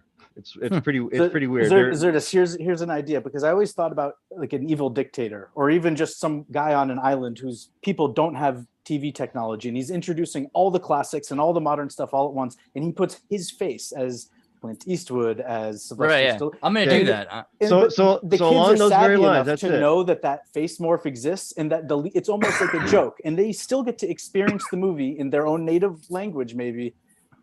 Or at least subtitled or dubbed. That's like L. Ron Hubbard's whole plot for Lord Xenu in Scientology. That's literally what happened with Seth Rogen and was it DeFranco kind of gave like a black rose to the entertainment community in the form of that. Not to the current Kim Jong, his father. Yeah. Right. Yeah. As a respectful, tasteful thing. Imagine if you just released a buzzreel like that of all these great scenes and great movies that just portray him as a heroic person, as someone who, the hagiographic version of we all tell ourselves about our past leaders, and that'll be how it'll all think it's us, and so that's like the real rose. That instead it's like the new age meta. Oh wait, Daniel, you were halfway through this. You're telling us but you're telling us you're standing there in front of this, remote viewing enabling photography. It's a literal just a mural. It's like, but it's it's a big 15-foot hallways, and there's hidden there's hidden things in it. They're kind of they're kind of meant to be there, but not,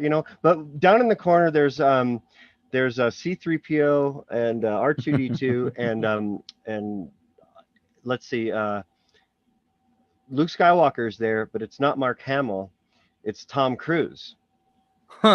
And that's just the kind right back to Scientology. It just kind of looked to me like, well, this is right up on this is somebody who believes in.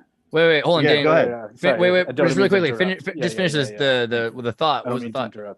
Just the idea that there's sort of like a multiverse of potential out there that's being played with. Yeah, you already knew what he was going to say. That's all, Stefan. You're just faster than the rest of us. You are Anakin Skywalker. I do want to hear the Back to the Future reference, because I feel like that's part prophetic movie, probably. If part of his like digital avatar in presence and like backstory is kind of like being the kid from Back to the Future to some extent. He had the rainbow hat that he said he got stolen in a bar or something like that. Or I had, what that guy told me to do though? He's like, you stupid American, get 5 more of them and stop caring about your material obsession. And I did, and I feel all right now. And Alex Jones signed. You should actually link to them. You should sell them, right? I'm working on it. To tie this directly into the context, there was the movie, which was this huge blockbuster. All this money behind it was originally shot with this other no-name actor that you'd be still probably, I don't know his name, and I don't think he had a very pleasant, when you're a child star like that, the record for it's worse. Yeah. And so that's why I think like the Paul brothers, they both see each other as child stars, and it's like, oh yeah, you're probably gonna end up, and they try to steer each other, and it's kind of an unspoken part of but Back to the Future is so relatable. Interacted with like high levels in like celebrities from a young age, it's somewhat inexplicable. Back in the Future to some always felt like extent, I'm from the future. I can relate to it because it's like Santa Cruz, California literally was an Agenda 21 pilot program and one of the sister towns. So I got to see Agenda 21 before everybody else. So I literally did come from in the sense of a future, and also the past was blown up like right around a couple months after I was born as the San Andreas earthquake. So many of these That's Tartarian right, style neoclassical more French of the backstory, right, Victorian buildings just gone, the gone, mythology gone. of Xirtus. Yeah, true. But that's the that's idea of why Back whenever the I go Future, to I go to a new they claim town, they if I- reshot it. oh yeah, they did. Eric Stoltz. Or they just hand blended it the way that, whether it was digital and stamping it on the back end. So here's what they did. So Eric Stoltz was the original Marty McFly, and it was This has to do with Tartaria. So because Andreas will continue to just, and I hate to interrupt the host again. It feels I'm just honored to even be here. But you gotta do it sometimes. But I'm gonna. This is the last time to tie the thought actually together. Is that Tartaria again? The way that it was this massive thing, and it's in the books, and then it's gone. And then here was this guy that was going to be the superstar in this movie, and then it's just replaced. But Eric Stoltz did pretty well for himself. Here's my conspiracy theory about that Back to the Future, because there's a couple, and I'll have to release the episode someday on the 9/11 and JFK connections. You can see part of this if you type in Back to the Future predicts 9/11. It'll talk to you about the Twin Peaks became the Twin Towers, and 9/11 is 6/12. Being a Donald Trump analog, all there, all of it's good. This is all just evidence distracting from this very spiritual conversation. There's a single coder, awesome, a single code. Yes. I think it's single code more than coder, because it could be that the code is true no matter who codes it. You know. Yes, it's history rhymes for sure. With Back to the Future, I felt like whenever I go to like Peru or Argentina and there's just getting Monsanto there and they don't know what's going to happen yet, that's when I feel like I'm from Back to the Future. I'm like, I've seen this one. You guys are going to get someone buy a pack of cigarettes now, I want to tell them, watch out for what's in the paper. They get a public service ad.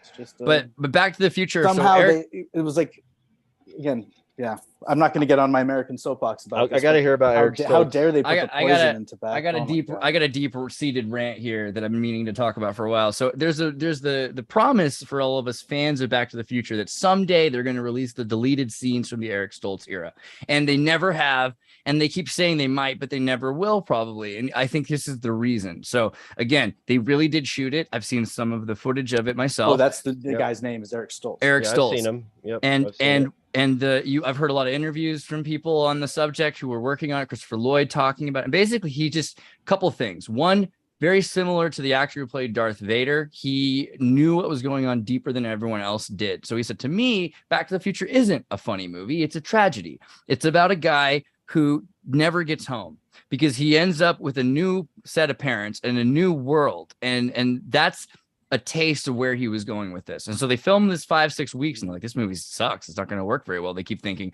official story. And then the only scene when they go, they're like, hey, we're going to get this kid who we wanted in the first place, but we had to hire Eric Stoltz because he was doing Family Ties. We're going to shoot it at night, just feed him these speeding pills, and he'll hopefully not get Parkinson's. Let's hope for the best. So that kid, he's shooting this movie. I heard Michael J. Fox was carried while sleeping from set to set and would fall asleep in one place and wake up, but he would kind of know. It's just that's by his handlers. How much he was working. Yeah. Totally. Yeah. I mean, but so then the only scene with Eric Stoltz left is that punch. When you see Biff getting punched in the restaurant, in the diner, that is Eric Stoltz's fist. And the rest of the scenes have been cut and replaced. And they told people about a week in to right before the end, they're like, he's going to be replaced. Just don't let him know. Don't act like, just keep filming the scenes. We're going to frame him out of the shot so we can keep working. Right. So there's a lot there. My thought is this was all planned. I believe this was on purpose. And I think it's part of the movie, and it's part of a third secret movie or fourth secret movie that's involved, because what happened was the night that Biff is supposed to be stopped by McFly Sr., George McFly didn't stop it, right? In the official story. And so if that's the case, then Biff probably, is the illegitimate father of Marty McFly's older brother. And as you've seen him throughout the film, that's the guy who's in jail. Well, right. Yeah. And this is that is the thing in Futurama and in sci-fi movies, being your own grandpa is the thing. It's like it's the thing. So you get to a point where he goes and Dr. Brown helps arrange to save the family and for Marty to become his own father's son, essentially changing who he is, losing the Eric Stoltz version of himself, when this all goes down. That's my deep-seated Marty McFly conspiracy theory. Feeling it. I like it.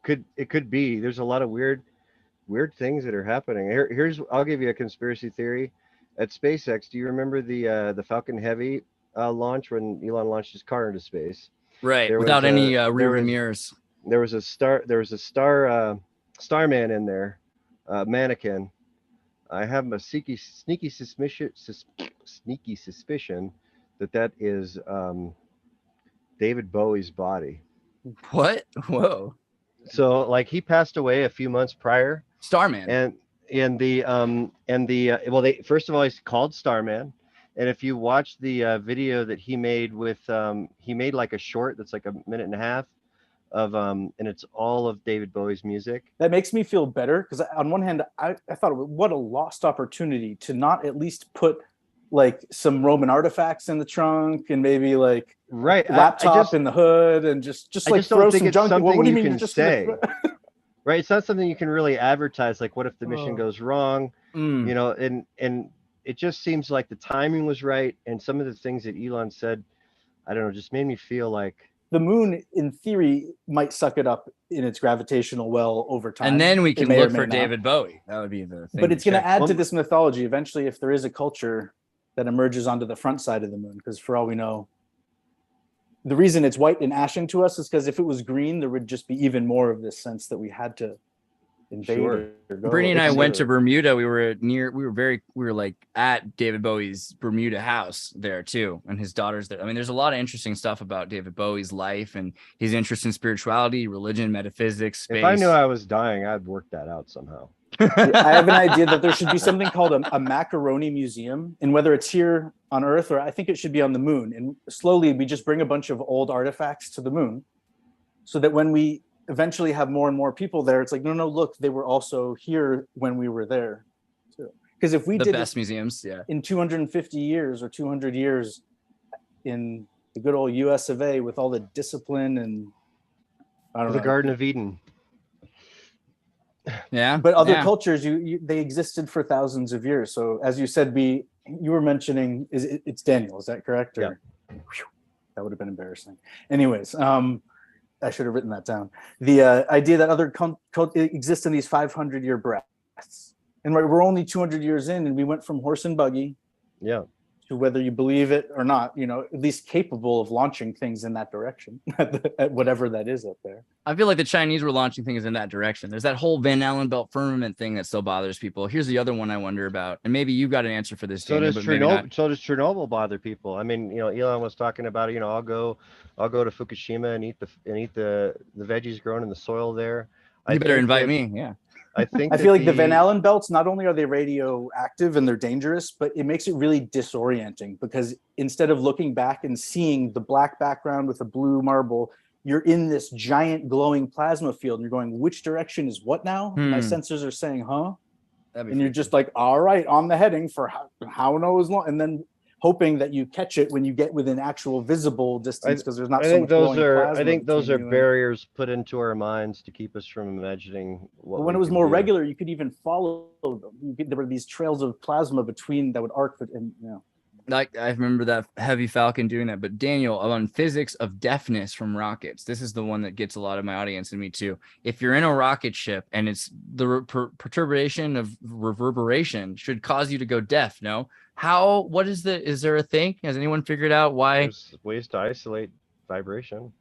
Enough from a rocket like that big and you're in front of max Q though. If you go to a certain speed, you disintegrate. Isn't it max Q? Isn't that? So what we when they put astronauts, I might be teaching Andreas something. When they put astronauts on, they have a completely different vehicle for doing that and a different flight profile and that kinds of things. I mean, there's certainly things that the AI on board or the flight computers can do that can tolerate that humans can't. So there is a different flight profile. One of the things that I did when I was there was test zip ties.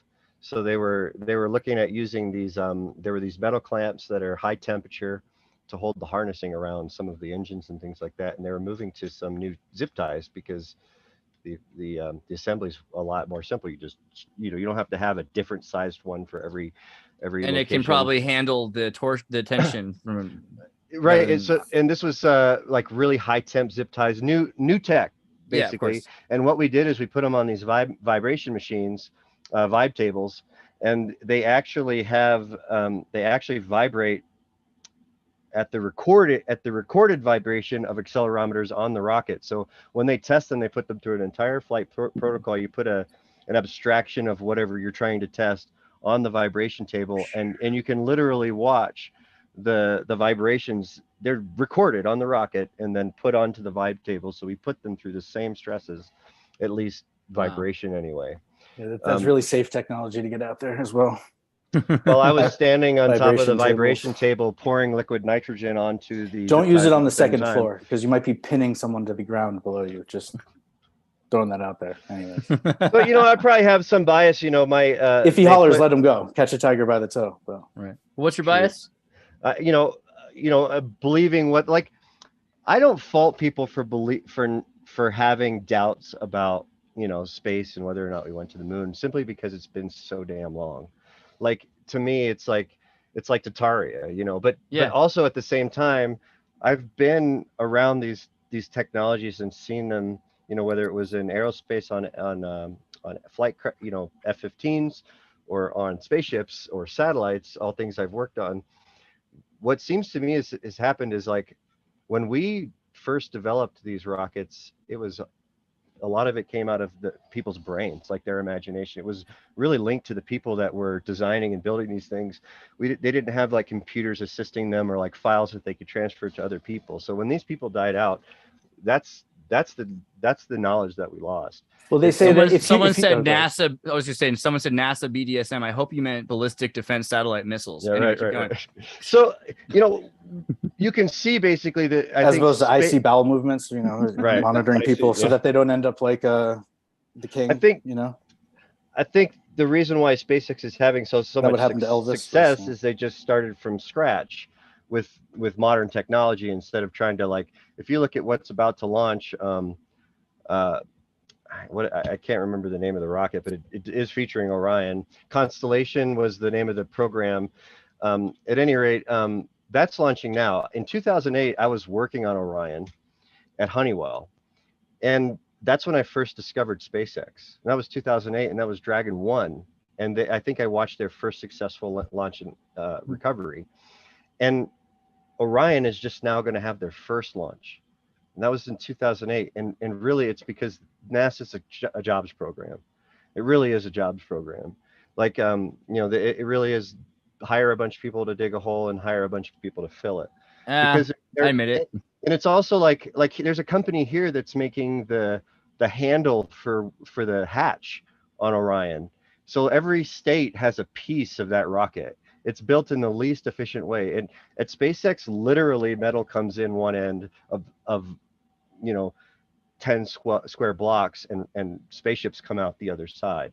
Well, I wonder how many nowadays, how many gifted young students are privileged with the opportunity to participate in a super double, triple top secret experiment to go live in a pod in the desert for 10 years alone, or maybe in a group, or and then they experiment with other diseases, and then they get locked in this matrix of like 50,000 pods, and this is a big planet. There may be whole cities of people that we aren't even aware of.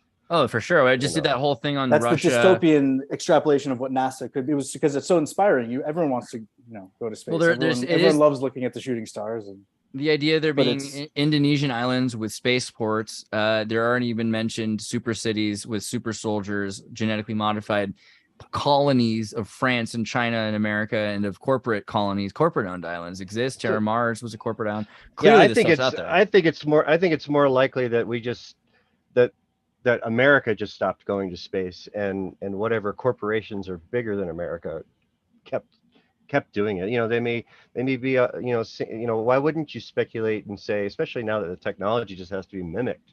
Right. I mean, Elon just basically, the thing that really informed me, like, why Elon I think is so successful, is he really tries to let what's possible be his limit. And when you can imagine so much, it's hard not to pursue those things, especially if you can see how the nuts and bolts will go together to make something work. And Does I that think say he's something just- about mankind in general, you think? Because you're saying that these 500-year periods where there's a breadth of effort in a certain direction, and Just we're like all an sitting Echo the here dolphin. discussing space travel as though de facto it is something that's possible and Well, and done, that's- as opposed to just a That's the myth that we've problem with all saying that, though, been because told, like even here's- if you've participated in a why this or why that. are we wasting our time trying to go somewhere that's already here? You know, if you just we used to astral travel. Solomon's rocket ship is just this square. You were talking about this earlier, right? The idea that Well, this someplace is a way you would talk the genius of town off the ledge of actually strapping himself into whatever device he's invented as a prototype for the future to find That's it. how it used to That's be. it. Everyone's turned against him, and now he's Galileo, and he's either going to. Like, that's what That's happened the to Howard history. Hughes, right? That's the history what of aviation. Yeah, the history of He aviation eventually is the wanted to guys go would high- test Sorry. it. Yeah. The engineers would test Yeah. it for. They'd put Yeah. themselves at risk. But yeah, Tasting the chemicals, centralization, centralization, which I think another biblical story, the Tower of Babel, is really a picture of centralization and what Yeah. happens, and what that has destroyed innovation. I think we'd be doing all kinds of crazy things. People talk about tax the rich. I was like, I want more people to be rich. I mean, we have these big, like, monolithic endeavors that take place in the during the building of our country, because rich people had big ideas and the resources to pull them off.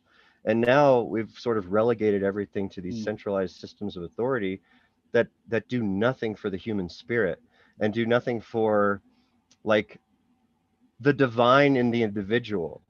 I'm an idea factory. I only lack resources. There's really no, like, I'm renovating this RV. DF, you're saying? Indeed. I didn't quite catch it. You're saying what type of factory? An idea factory. Thank you. Yeah, I tend to mumble.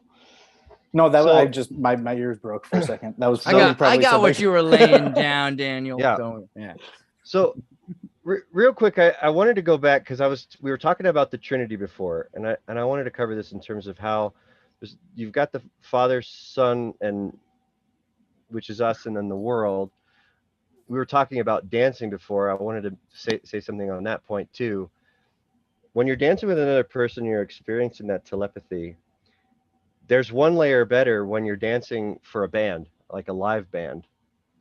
And in that sense, I experienced a Trinity that was masculine and feminine, because I was the lead. I was dancing with a female that was a follow. And I was basically, it became this sort of allegory for how nature kind of sees humanity as in a state of thriving, because the band sort of signified the music and God in a way. Like, it was the thing that we came to enjoy. The machina. Exactly. Right. Yeah. And I, as the Machina. lead, as the masculine, was responsible for setting up, like, a truly, like we talk about safe spaces today. Like, the only real safe space is like a masculine border, really. Something that, this is why You're reminding me of a demonization- scene from Ace Ventura: Pet Detective where Jim Carrey and Cameron Diaz are dancing some tango, and she appears the as this mask. delicate feminine, and he's The this mask. wild thing that's transforming in I ways don't that think no he one was on keeping her at that time safe. had ever seen, and yet it was choreographed in this amazing. Can you imagine if Ace amazing Ventura way. and the Mask were the same, like, character? That's brutal. Like, I'm He even scared breaks now. the fourth wall and turns, and he's like, "Oh, thank you," at one point, accepting the Oscar for the scene. But no, one took maybe it that seriously. so that safety that you can create opens up the space for all that wildness to take place and for two people to enjoy it. So what I saw this sort of Trinitarian thing manifest was as my responsibility mask, to sort of show off the feminine energy to the band, sort of reflect back to the band what it is that they're trying to, express. And while Right. that whole thing is happening, I just had one of the most profound thoughts that, this is just sort of a model for how, like, if this is done right, then life is not only going to procreate, but be good. Because the harmony of the dance before you make Yeah. love, men and women. That's the answer. I think dancing's a powerful language. Gurchief would agree. That's an interesting thought that you're increasing. One of the And when one you of the talk about earliest. types of illiteracy, in whether it's musical or in this Harmony. case, there's a type of body language and Dude, George the Giant Slayer just gifted 10 memberships. Jump in and grab your memberships while you can. Thank you, George. We love you. You're the best. George is great. So, Daniel, have you heard of the concept and I may be totally off because this is just a spot memory of something called max Q, like maximum Q. Yeah. And not referring to being too obsessed with Space. You're talking Trumpian, about the maximum dynamic if you're pressure. going within a certain density of atmosphere at a certain speed, if you're a tube, you're going to start vibrating, and then whatever's inside gets, kind of like Philadelphia. So they just throttle down the rocket to below, like when it hits max Q, they've throttled the engines down. But recently in BBC, I read that the moon is now within Earth's atmosphere, technically, the way where they're measuring it. And either it's because of a new form of measuring, and this is an article within the last couple of years where people are used to just letting things flush through their brain so nothing sticks. But if you look that up, the moon is technically like inflation. This idea of the corona disease, and not to now I've blown it. Now we can't get my friggin' A. No, I was talking about the corona on the moon. Okay, so when an eclipse happens, there's not only an annular eclipse freaking me out, because I looked into space. I studied that stuff. I even took a class on astronomy as a 14-year-old at Tufts over the summer, and they never taught us about an annular eclipse, which is, we're always taught it's such a miracle. They match up perfectly, the sun and the moon, when they align, and it's just this amazing happens. And but what does it mean if it's smaller all of a sudden? Does that mean the moon's closer to us, or does it mean the sun's farther? It doesn't mean the moon's crashing down, and it's not like a short-term timeline thing, or is it? Is there a magnetic thing that just unlocked and now it's coming straight? It also depends on where you're at on the planet when you see it. I mean, everything just has to line up. But when the moon does even perfectly line up and there's a halo, I've never heard anyone. It's like there's always the dark side or the opposite side. This to me, this is just the contrary. Who's to say that's not a mild atmosphere around that we're seeing that's on the moon now? It's collected a little bit of an atmosphere such that when the sun is directly behind it, it shines through. And instead of us seeing coronal ejections and photographing them there, those are actually just eddy currents in the I would agree there's not very enough small atmosphere on the there's moon. not enough opportunity for observations through scientific research from many groups. I think it is a limited it's a limited group of people and group of corporations and states that are able to look into these things, and that it might not always be conspiratorial. It might literally just be the limited amount of data and the limited perspective might make it. It's like the open source thing. You know everything, and then you there. go to the North Pole or the South Pole or even close, and it's dark for 18 hours or 24. And you're like, wait, did I leave my home planet, or did the realm change? And it's like, no, literally, if you understand the physics of it, maybe. Right. And it's remarkable. It seems to work out that way. I had this thought once, like I kind of got put back to a time before mankind had discovered the concept of zero. And then and that sort of changed everything. And then they discovered values less than zero. And then they discovered values in between 0 and 1. Imaginary numbers. And they're like, dude, we need money. We can make money out of this. Yeah, and then they figured out how they could trick people. Geometric cubes was imaginary my point is these items of knowledge, there's another zero to discover. I know it. Like there's another way to comprehend space or articulate what's going on that we don't have the words. Schrodinger's zero. Yeah, I hear you. Yeah, and to go back to the Adam and Eve story, it's like the other thing I was thinking about is what is also unlikely in the story in terms of its interpretation today. What kind of a God would want us to not have knowledge? Like the tree of the garden, the tree of the knowledge of good and evil is there in the garden, and it doesn't seem like knowledge is something that God would want to prevent us from having. And Jordan Peterson talks about it being the knowledge of pain, and when you know pain, then you can know how to hurt someone else, and that's sort of a knowledge of evil. Oh, go ahead. Yeah, I was just gonna say, I think it's just a knowledge in general. Like today, it would be like we're born tabula rasa for a reason, Right, like in North Korea, I really think that North Korea is the best like direct analogy that I can have for the way the world probably looked in this story. Because the people there are denied knowledge. Like the internet is off limits, and the internet can be seen as the knowledge of good and evil. And in the story too, the snake seems to me to be the only one that was really telling the truth. because he said they wouldn't die if they took the knowledge, and Well, they it's didn't die. called the concept of the Akashic records, which is this like eternal, timeless. I took it that they lost immortality though. Well, that's the way it in was the taught to me Vatican archives, too. but the idea is you could query the Vatican archives, but you had to have a very specific question, and they would come back to you and maybe give you access to a room where there's books and you have, specific answers. But this idea of being able to browse, Yeah. and I think that ties into when Jesus said the word will be written on your heart. It's a knowledge that's deeper, and sometimes these substances can help you access them. I definitely think that. well, and as far as a fundamental formula to build into your society, and hoping that chaos won't lead to prosperity, and decentralization, localized anarchy will lead to long-term prosperity, or is everyone joining the Borg? Okay, well, that's another question I want to answer. So in terms of Clockwork Elves, I'd mentioned, do you think that this is Clockwork Elves? And you'd said you felt like this was the Doctor Who. This is all us. We're all one, which is important too. But what about aliens, demons, time travelers? I had this sense that a couple of weird things.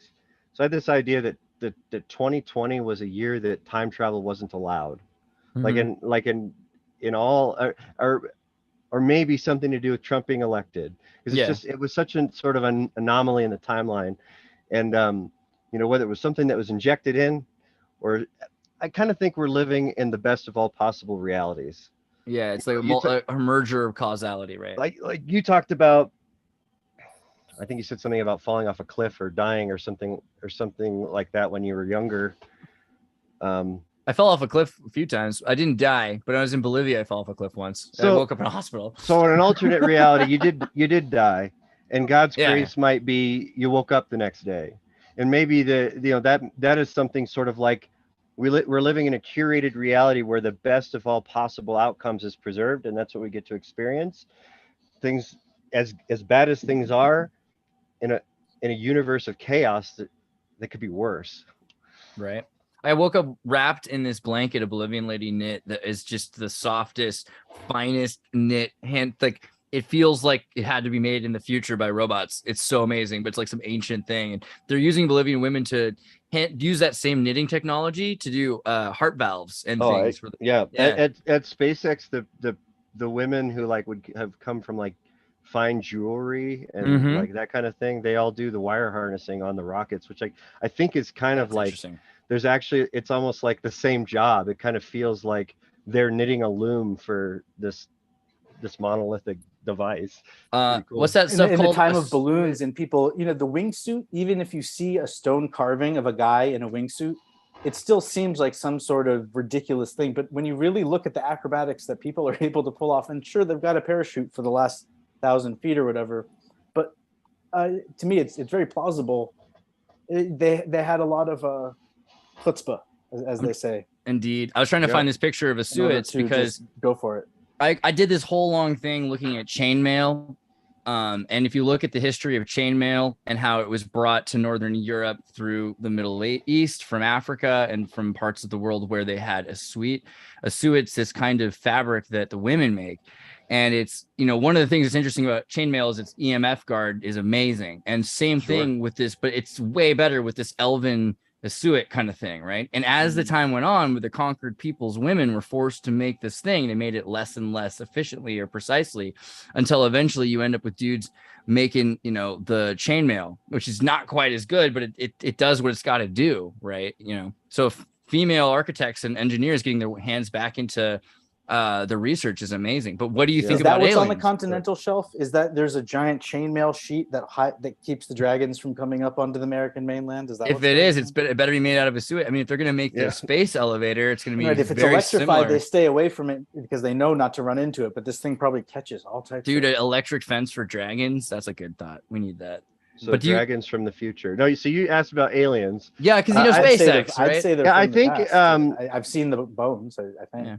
I think that time might not be just been big camels linear. Like maybe history repeats itself or starts over. I don't know. I've had several different ideas. I think if there are aliens out there, they're likely they're likely us in the future. My heart. That's kind of the way that it feels like. I've heard that about the platonic solids. It's a series of shapes that when matter eventually does all collapse in on itself and explode enough times, that all that will be left are these kind of perfect geometries that hold themselves in place inherently through their geometry. And I like that though, the idea that it's time travelers. So, pull that out and further. that's why the shapes exist in our. I have a whole set of the. They say like stars, the light takes like years to reach us. I mean, is that in other words, are we looking at the past because that is the past of here? Yeah, it's. And so does this count as part of the platonic solids? It's a Merkaba. Oh. All right. Wait, yeah. So you can kind of see. There was one time where I was under the influence of the kombucha, and I could see almost like a lattice framework, like a wireframe over reality. Like it looked like a video game where they turned the textures off and you could see through the walls. I couldn't see through the walls, but that texture was sort of on everything, and they were little like tetrahedrons. They were all triangles that were meshed together. Voxels, a world of voxels. What is Nassim Harriman, who was the 64-star tetrahedra, saying that his calculations led to a more accurate measurement of the Schwarzschild radius or something. And yeah, I mean, if we're all different reflections of the same thing, I think that makes it matched up with the new measurement more closely. But then what's the point of the rocket, right? What are we racing towards? If we're racing toward, what is that? So you've seen Star Trek? Yeah, and they travel through time when they warp. Yeah. So if you're living in a time outside of time, and the best thrill you can have is experiencing matter, and you can choose any space-time to go to, why would you limit yourself to the stories of Earth? It's time. Like there's going to be a time where you're going to want to have those adventures, and like I said, as we reach those Van Allen belts and get through them and survive, because we've pushed through barriers like this before that grow the size of the world. And I think that's what kind of Elon's after, is like he imagines that the future could be these things where, imagine what the simulation could conjure up for us to visit. And there's also like moral dilemmas and things that need to be explored that can only be explored in those types of, like, I believe in a multiverse reality where literally there are people in alternate realities living on Earth in the same physical space. Like if you were to move to China right now, you would experience a completely different reality and have no knowledge of you here. And we physically bump up against these different sort of simulated realities and have to test sort of like, okay, well, here's the Chinese ideal and the Western ideal. And we need to know what happens when these two forces come together, and then maybe appropriate the best of both. Yeah, I mean, like the amount of humans and the amount of neurons in the brain, and this idea of the the left and right hemisphere, the east and the west hemisphere of the brain, but all having that kind of druidic amount of energy flowing through the same matter. And we're thinking about dark matter, right? This idea that there's so much more density, but we always think of it as, well, not always, but if you're thinking of it like you're a frequency, you're one radio station of all the radio stations where you are, you're also forgetting something because you're leaving out that the radio is moving. So you are also the density in China. That's interesting. I agree. In Boston, when the yogis showed up here in the 1920s, and instead of being relegated to kind of faux science or pseudoscience, they were given the stage at Harvard and MIT. The way that they were explaining the concepts that they were trying to bring to the table was, okay, here's a box that has a radio and it's playing and there's a voice coming out of it. Okay, now this is a demonstration. You hand it out to the audience and have someone, okay, so there's a voice and there's someone saying something. It makes sense. You understand what they're saying. I don't quite understand. But okay, now open the box and show me the person. Yeah, right. And it kind of creates these moments of realization where your paradigms are being shifted, and the whole there's a group experience to, that's perhaps some of the thrill of the flat Earth community. Imagine being Schrodinger's cat, right? And you're in the box. Well, I had this idea that the people that ascribe to flat Earth maybe live in on a flat Earth. Oh yeah, maybe the reality they live in. Maybe the reality they live in is parallel to ours in the same way that China's parallel to ours, and And we have this weird this whole quantum physics idea where you have particles in superposition and they seem to like stabilize when we observe them. I think that that's how we travel through a multiverse of potential. So before I talked about a solid state reality where everything that can exist does exist, and your decision, again, free will versus predestination. People have killed each other over those ideals.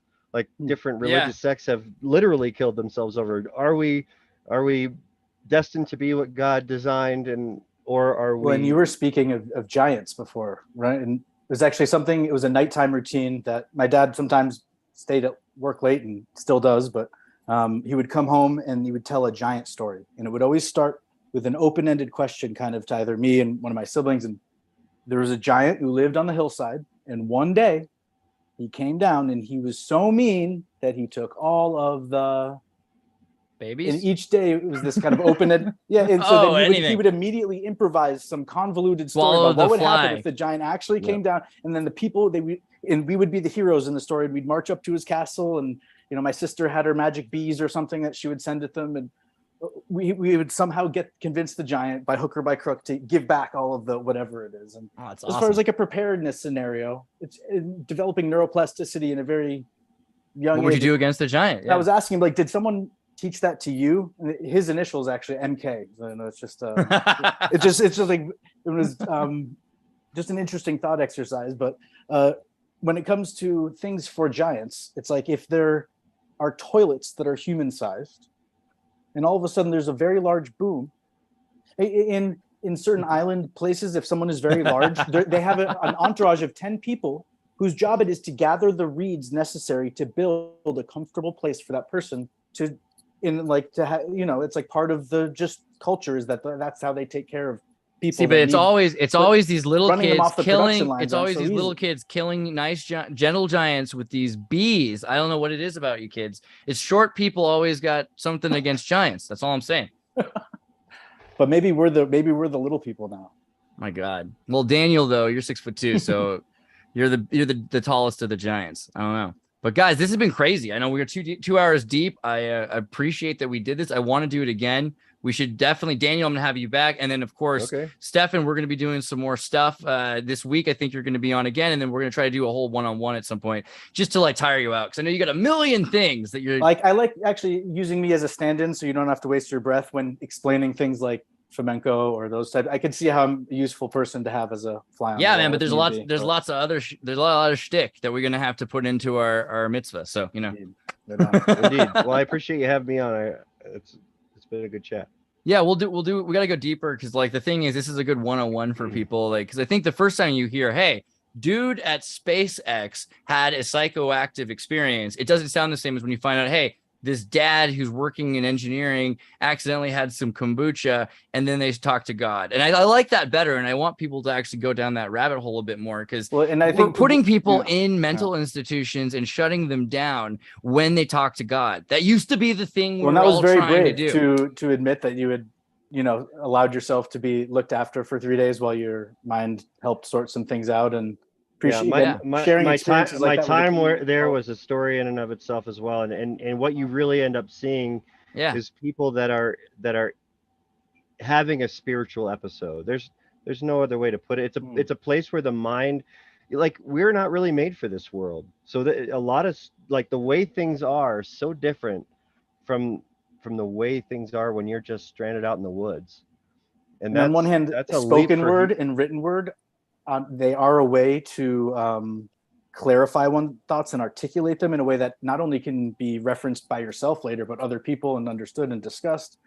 But then the idea of the Ouroboros or the two dragons chasing each other, it's like, is there hidden meaning and hidden knowledge? And I like to go in the direction of trying to be playful with that type of kind of interpretation instead of trying to look for the true meaning of something and it's one level above or one level below. So with the dragons, current understanding. Right. My favorite version of that is Christopher Columbus. And on one hand, it's a lesson about stringing cables across the Atlantic and coulombs. And they travel when you try to send a signal. There's heat waves and other things that we put repeaters in. So there's coulombs, and that's a kind of. But then Christo Floro Columno there is a giant kind of, might have been a Atlantis, a giant crystalline structure sticking out of the North Atlantic. There is a Mount Atlantis, I believe, on the bottom of the ocean that keeps building up and crashing. And maybe at one point it was above the surface, so a crystal floor. But then also, Cristobal Colon is another.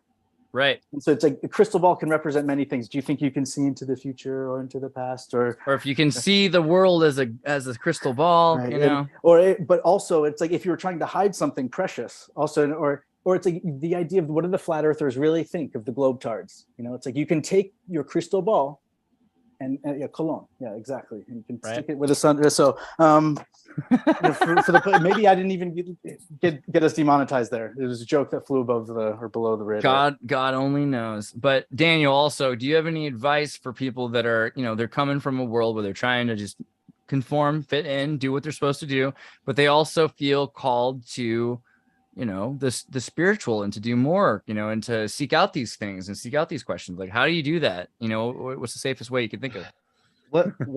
One of the things that was happening during this whole event at SpaceX is I was listening to Jordan Peterson's biblical series. Nice. And it kind of cracked my brain open in terms of how to look at some of these stories. And one of the things that really blew me away is when he said, when you sit on the edge of your bed and you ask yourself a question and you get an answer, where does it come from? It's like, what right. should I do today? Or really, it's always often, what shouldn't I be doing? Is that tact? Is that using, because in social situations, what you shouldn't do could be defined by terms of politeness. Sure. And tact. And I'm talking to me, more the flat earth thing, globally. there's some cultures, they say it's turtles all the way down, my friend. And I understand you have your math and your science and your rocket ships and your television screens. But where I come from, it's a spiritual belief that it's turtles all the way down. This is why SpaceX left for California. You to laugh at me is disrespectful. And so I don't want to converse with someone like you. And that's how most Americans come across. That's true. Americans won't even look at because we're religion and science and yeah. It's so weird. It didn't used to be like that. I just saw like 1994 Marilyn Manson and the Brady mom holding hands on Bill Maher's show. Things have changed. We're not hearing each other the way we used to. But do you think that there's in terms of tact? Do you think that that's what it is? It's tact or what? No, I'm thinking more more globally. In terms of like just getting yourself together as a person. Mm-hmm. Whether it's something like you should be setting a schedule or you should be eating a certain way or whatever, you can ask yourself these questions, and there's something in you that knows the answer. And I kind of got introduced to this idea: if there's a time outside of time, and Christians are even a little bit right about the idea of heaven, and maybe you could exist there in spirit form or whatever, then that person is already there, and they're going to be your greatest judge because you're going to be you, and they're going to be like your worst judge should be you. And if you feel something you should be doing, then don't waste any more time. Right. That's really Amen. it. Dude, that's strong. Stefan, what do we do to save the world? What do you think? Keep tuning in to watching all that Xirtus brings to the table. That's all I can say. I love this and this Coke boy. And Pepsi. This mensch. What a good guy. Powerade? Powerade, I don't know. Mac and cheese. No. I did have Powerade in Paraguay one time. So they might. I wonder what he's 3D printing. I hope we get some money. Yeah, what is this? What do you got going on here? That's the other secret. Learn to 3D print. I'm printing a bird cage or a bird nest rather. Dude. Birdhouse. Then make sure that you guys print yourself your strawberry sherbet pieta, right? Because that's what America needs. This is my I built this thing from scratch. So. Oh, nice. Wow, that's sweet. It's kind of like is it the Kessel style? It's like a Prusa style. It's like a Prusa clone, yeah. That's awesome. I've heavily modified it to my tastes. How hot can you burn, bro? What kind of material can you handle? The hottest I've gone is like 280. Are you doing ABS or are you doing PLA? I've done ABS once because I had a sample and it stunk up the house yeah. I was gonna say you shouldn't do it inside right there. Yeah. The new PLA, here's the real the question. new plastics are really good. So. Dude, PLA Plus. I've been doing these are all PLA Plus. Yeah, I'm really happy with it. Yeah, they're super strong. Yeah. Yeah, I've got a few things. What's the name for the machine that runs the automatic? It's not the a pen? CAD. The CNC, the computer Thank you. Computer navigated cutter. If you found a 2,000-year-old artifact and it had remnants, you're looking at how it was made and it looked like it came off of a CNC type lathe, Does that mean that it's a modern reproduction, or does it mean that, again, they invented these very complicated geared These are some structures serious man in high castle thoughts. I don't know. One thing for sure, though, Stefan, we're going to have to cover we're going to do a Tartaria deep dive. That's going to be the next thing. Daniel, you're going to be back, but also in the Discord, let's do a thing where we start talking. I want to see your channel. I want you to start putting out some videos on 3D printing and building a CNC, because you could help us save America. So let's get on to that too. That's a good idea. All right, guys, let's get back to it. I'll see you guys next time. Nice talking to you.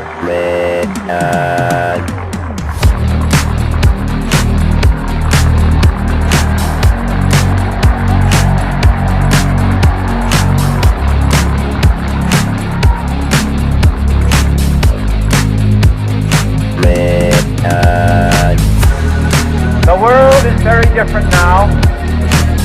For man holds in his mortal hand the power to abolish all forms of human poverty and all forms of human life. Begins a very special time of the year for us. It's the time of peace and reflection. One thing we should all be thankful for is that we live in America, where we have the freedom to change things and the opportunity to grow.